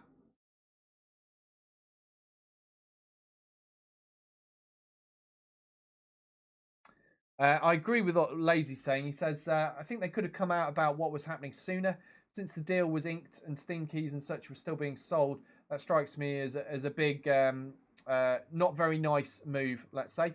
But that could easily be lack of communication between departments or what have you. Yeah, I mean, I don't know why they decided to do it like that, but they obviously did. And that's obviously not gone down well for their image with the public. But that... I mean, I've said this before. I'll say it again. I don't think Russ. He's probably great at what he does in many respects, but I don't think he's good at dealing with the public at all. I think someone else needs to do that for them. Hold on. Reading job. Being offered the Reading job. No, I don't want to work for a soulless organisation. There we go. I don't think he's the best when it comes to public relations. I think someone else should probably do that for him. And perhaps that also is in regards to decisions and the effects that they will have on the public image of his business. But who am I? I'm just some nobody streamer with an opinion. I'm not in his position. I don't have to deal with what he has to deal with, but that's just my 2 cents on things. I think they could do better with their public relations, and here is again yet another thing that has upset a lot of people and resulted in a whole bunch of refunds that maybe they'll be able to deal with fine. Maybe it's just a drop in the ocean for them and it won't bother them.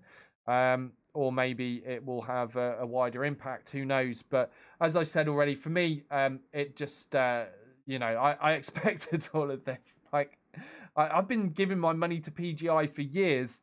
I know exactly what I'm dealing with, and I'm okay with that, because it allows me to play MechWarrior games, and there is no alternative.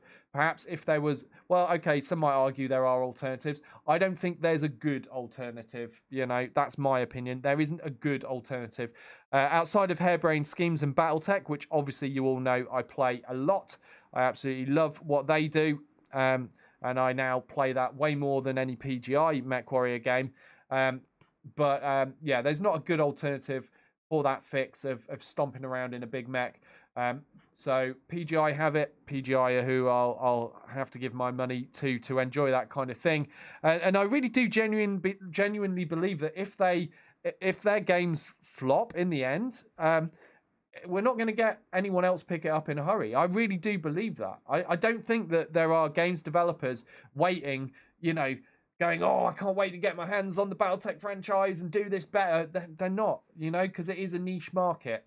So what we've got is what we've got, and the alternative is nothing, which is a massive shame. And it allows PGI to get away with more mistakes, perhaps, than other games developers would be afforded in their position. But, it is what it is.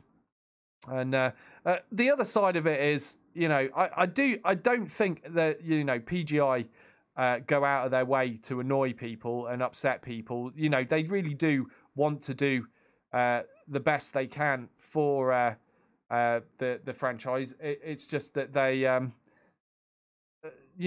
that they make mistakes. They're human, and everybody can make mistakes, just some more than others. That's all. But I think their heart's in the right place. And to me, that's what matters the most. And from Russ's point of view, he's obviously just a dude who's trying to keep his company and his dream alive. He loves BattleTech. He's got a company that's making BattleTech games, and he's just trying to muddle his way through and keep enough money rolling in to keep things going. And he's doing what he's got to do. So yeah, that's my more long-winded view on it.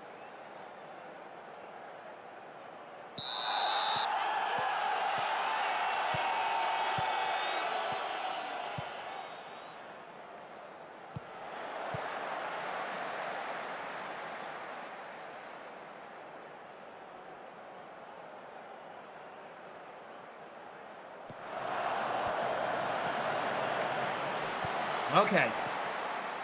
And we're off against Colchester, playing at home at Croft Park and looking for a win in order to keep our dreams alive for an automatic promotion spot. Thank you, HB. Sorry if I missed that. I was in the middle of a big explanation.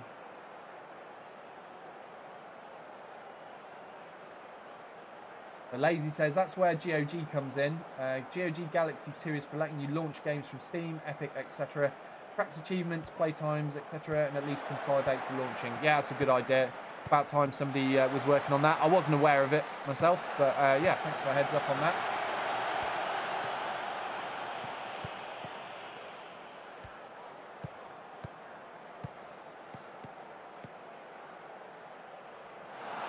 Wilkes for Colchester in the box, takes a shot, saved by Hilton and hacked away by Heaton. The Blyth central defender there, but looking a little bit nervous at the back. Blyth, we need to find our feet in this fixture and start getting some shots at the Colchester goal. So far, only 2 shots on target for each team, and 40 minutes of football played. Pretty uneventful game.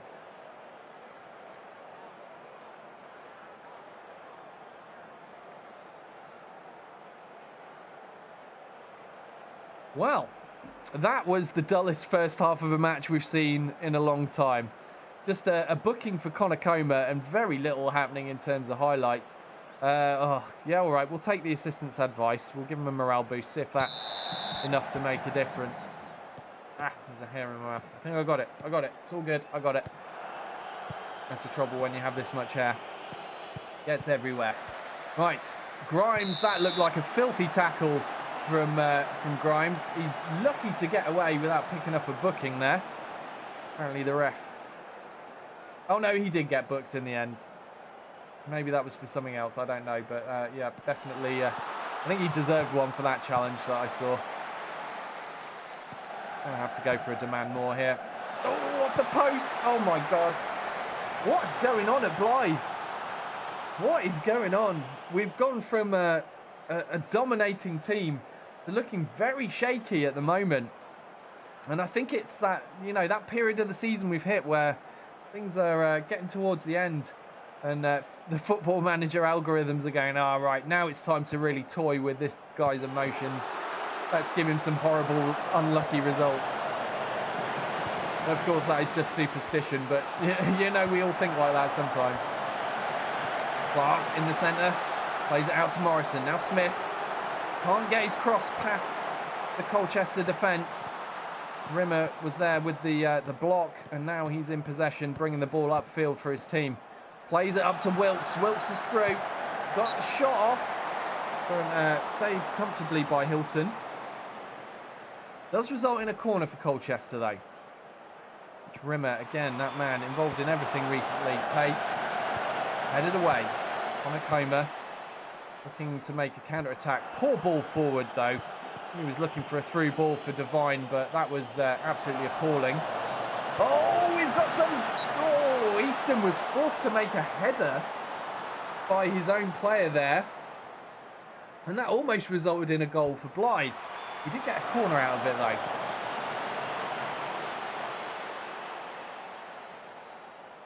Well, at least the second half has picked up a little. But neither side have scored so far.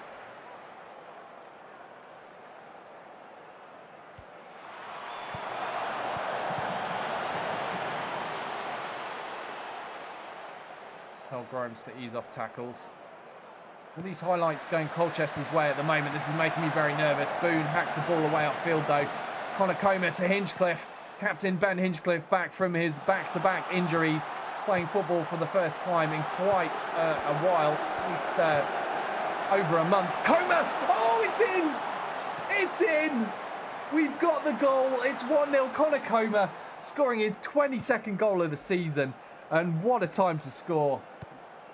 We were definitely needing a goal to put us ahead in this match. Smith there, shot deflected by Eastham, and Coma just waiting on the wing there to pick up the rebound and slot it home. And it's 1-0 to Blyth right now. And the Colchester fans have got to be disappointed with that, because it was looking like they were the more likely team to score for a little while. Rimmer with a corner. Wilkes in the box. Shot blocked. Maguire Drew picking that up. Wide tackle comes in, but misses horribly. That seems to be the end of that. Free kick for Blyth.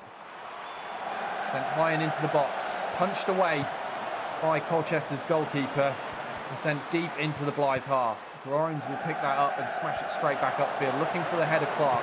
Finds Smith, now Boone. But Morrison, who will forever be known as that penalty misser to me. Smith with a cross to Hinchcliffe. Oh, denied by the Colchester defence there. I thought Hinchcliffe was going to score in his first game back. Leading by example as usual, but just denied there. He's not actually having a fantastic game. I think I should probably bring him off, because he was probably not fit enough for a full match. And as you can see, he has lost a bunch of stats with those two back-to-back injuries. No surprise. I think anyone that's been out of football for that long is going to decline in ability a little bit. But let's hope he can regain some of that. Now he's fit again. But for now, we're going to bring on Kieran Feeney in place of Hinchcliffe, rather than risk aggravating one of his two recent injuries. That would be great, Lichtsteiner. That would be great. If I could get anyone good, that would be great.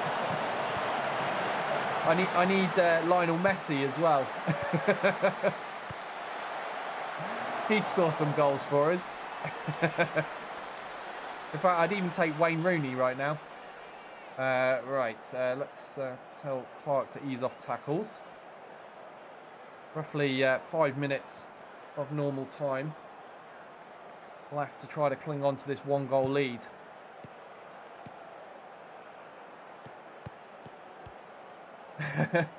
Lichtsteiner says, lol, Wayne.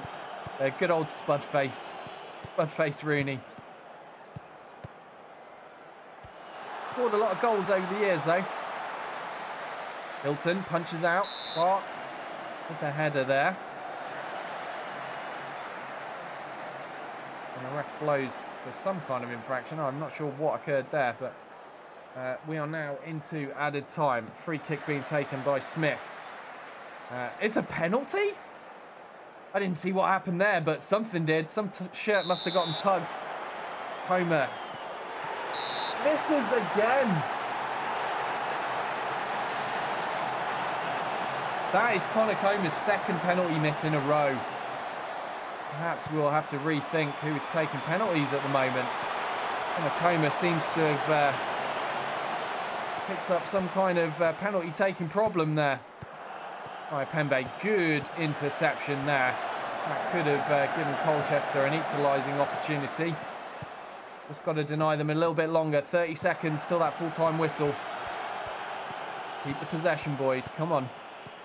Munoz. Well, poor pass from him. Goes out for a throw-in. Opportunity to waste some time now for Blyth. And there it is, the full-time whistle. And a 1-0 victory for Blyth Spartans.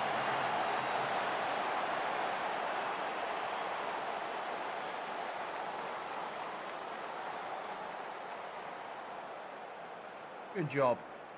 We will take those 3 points. Thank you.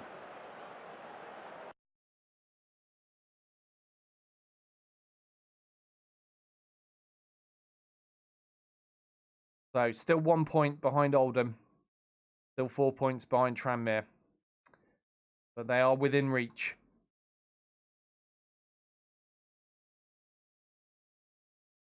And George Smith deserves some praise.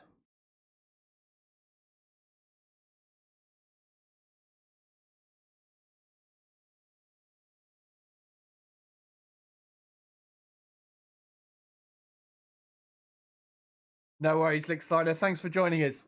You have a great weekend.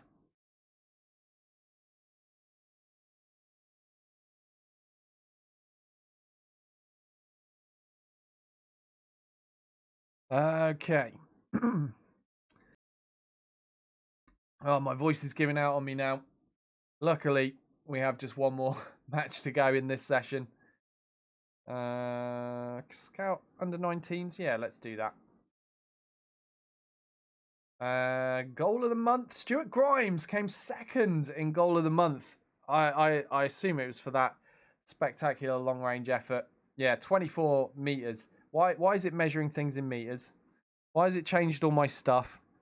All my preferences have changed. An update has occurred that has clearly changed things for me, because that should be measured in yards, not damned meters. Now I need to try to remember where the options are. Where is it? Where is it? I thought it was under preferences.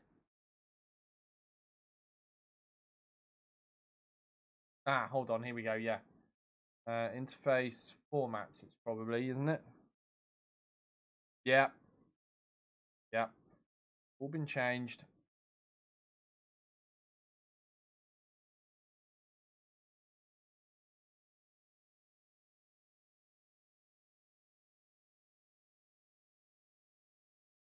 Right. Got that fixed. Ooh. Sports Interactive, why you do this? Oh, hold on. It's I'm blaming the wrong people. It's not them, is it? It's because I'm on a new machine. I'm on a new system. It's a reinstall of the game. That's why everything is wrong. Did not even cross my mind until now. Sorry, Sports Interactive. You did nothing wrong. Right. Okay.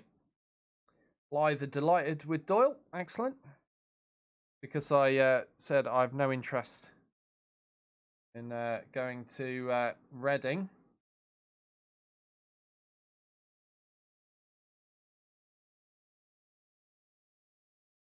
No metric system. Not in football, anyway. Not for me.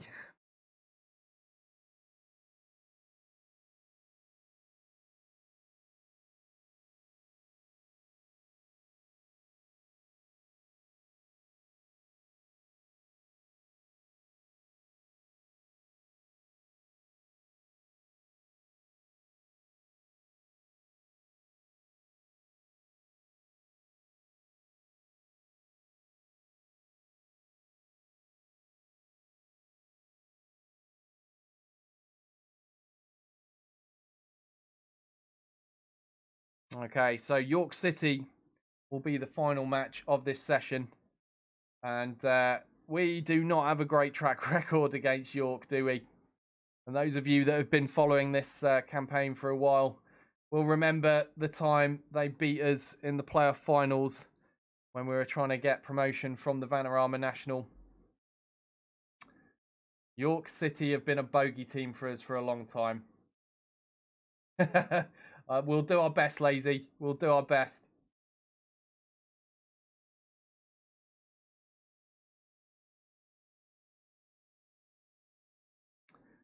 But we're playing away from home as well. Not our best opportunity to beat them. But yes, there we go. Previous meetings. You see this here? Previous meetings. Loss, loss, loss, loss, loss. So I would say odds well and truly stacked against us here.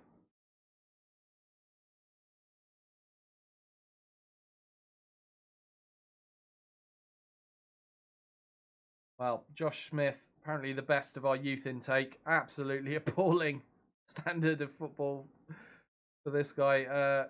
Well, what can we do, eh? We need to improve our youth system, but we just don't have the money for it. We're going to have to make do with the worst players imaginable coming through our system at the moment. At least we've got Nexus, the one good player we've produced ever.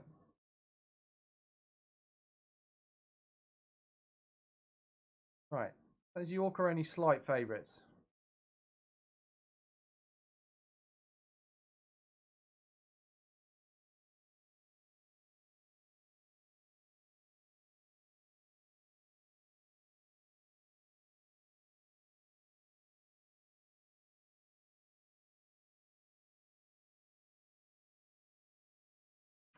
Yeah. I mean, the bookies say York are slight favourites. History says York are going to beat us again. They always do. But maybe this is the one. Maybe this is the fixture where we beat them for the first time ever. Has to happen eventually, right?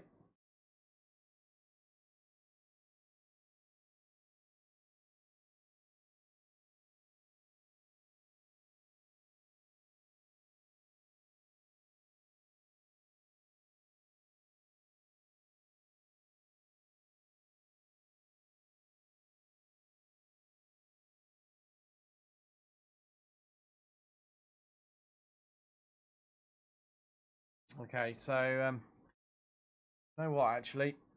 Need to make all of these unavailable. Because I'm going to end up having to use some reserve players because we've got a bit of a tight schedule here. Because we've got to play Telford on the Tuesday. Oh, excuse me. That's my, what is this? Raspberry ginger beer. Sounds weird, tastes quite nice, but apparently it's trying to fight back at the moment, trying to escape. Right, yeah, so we're going to need our reserves not exhausted from having played an under-23s fixture, so I've made them all unavailable for now. But we will play that match next session, as this York City fixture will be our last for today. Now, the only question is, who gets to start in the first team? I think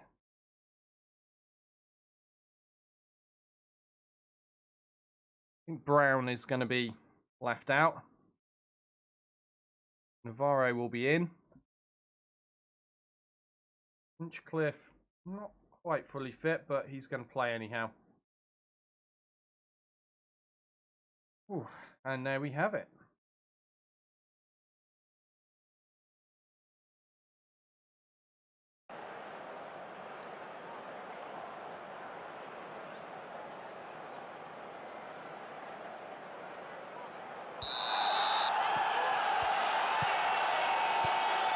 No. Two reasons, Gecko. One, I need to leave enough fixtures left for one more session of Football Manager. Two, I'm actually really struggling to breathe today. I don't know if you're noticing, I keep stopping talking. So I need to stop. I needed to stop about 25 minutes ago, really.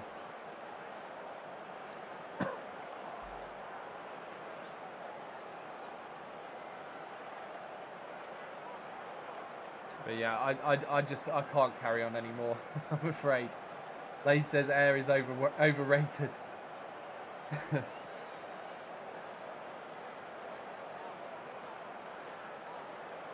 No worries.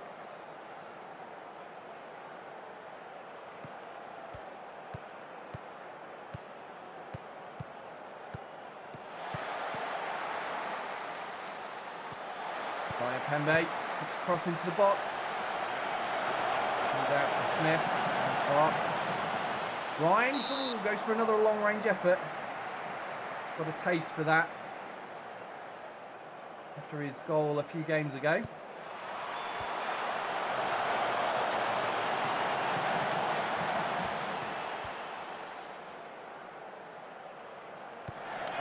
Not as far as I'm aware. I don't have asthma. I do have a doctor's appointment booked. But I've been having quite a few problems of late.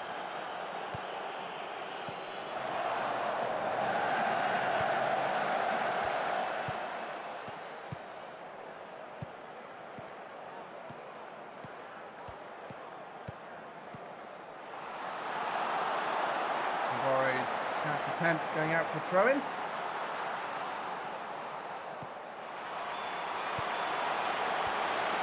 Honokoma has an attempt at goal, but saved comfortably by Bramley.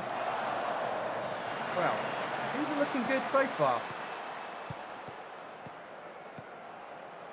I think we might actually have a chance of winning this game.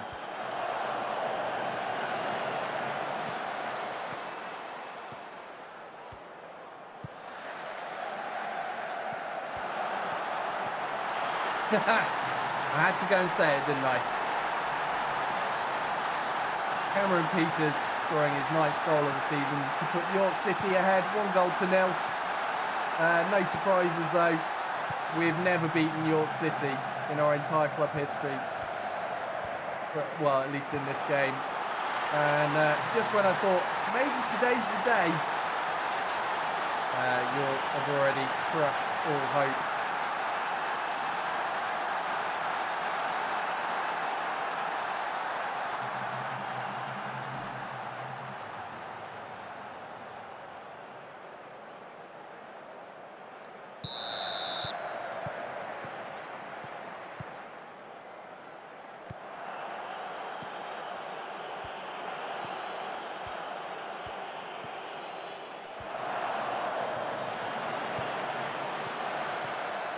Okay, Naya Pembe can put a good cross in. Blocked again. Comes off the corner flag. Goes out for a throw-in. I think it's time for a demand more. Come on, lads. Let's at least try for an equaliser. And look at what the table will be if this result stands. York will move up to just one league position behind us. We'll be dropping down to 5th. They'll be moving up to 6th.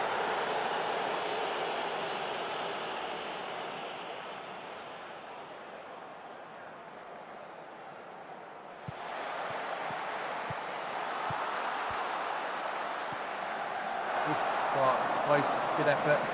And yeah, that will mean a bogey team for us will be in the playoffs with us unless we can get up into that automatic promotion spot. But we're not going to do it with results like this.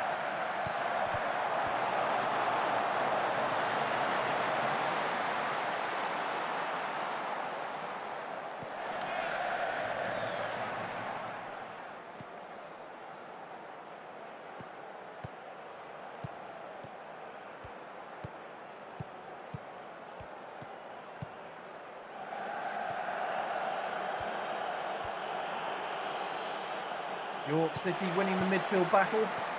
Warner puts a cross into Peters. And that is goal number 2 for York.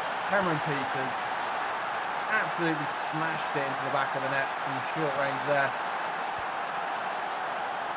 We're never going to beat York, are we?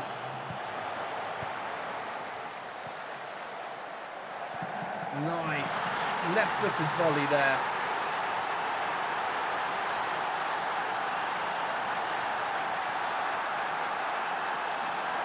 All I can do is demand more.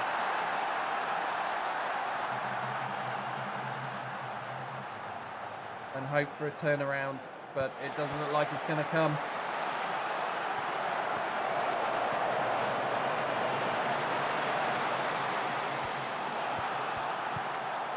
Oh, Grimes is really trying though. Keeps trying those long-range efforts. Just not having the luck that he needs to score a goal with them yet.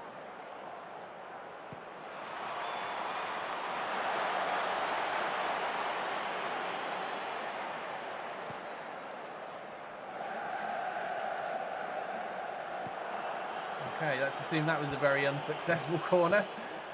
1 minute we're taking a corner, the next I'm seeing the ball all the way back at our goalkeeper. Comer crossing to Hinchcliffe. Oh, Hinchcliffe. That was an opportunity to claw one back. Not that I think we're going to win at this stage, but just getting one goal back would be nice.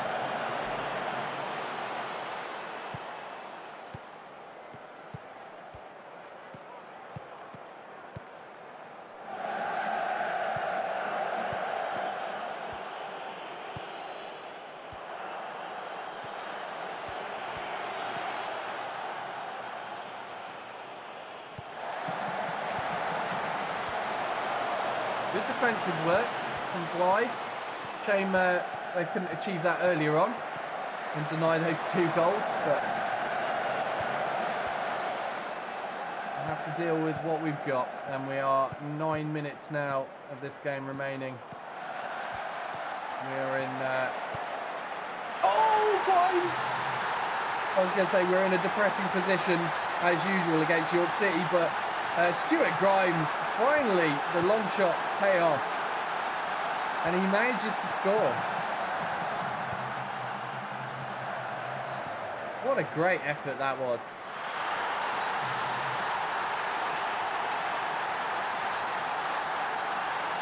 Good goal from him. And do you know what I've realised? I think Thingamajiggy's suspension would be over by now, so Bert Morrison is getting an extra game that he probably wouldn't have otherwise had. But I forgot to swap him out again for Perry, that's his name. Really struggling to remember names and things today.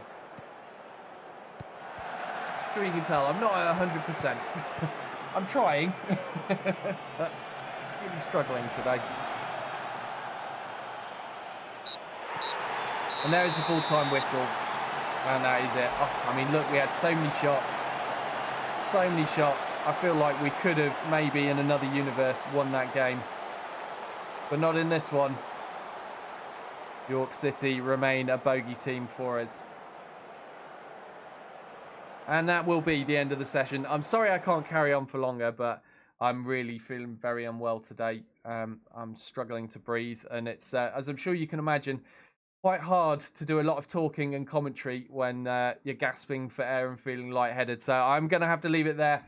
I think it leaves us with enough games for one more good session. And we will be able to finish the season next Friday when I will return at the usual time of 3 p.m. UK time, 10 a.m. Eastern with more Football Manager 2019. I will be back, of course, on Tuesday, though. With more Battletech, playing the Commander's Edition mod that most of you know and love already and are playing yourselves. So catch me then. I hope you all have a great weekend, and I will see you all soon.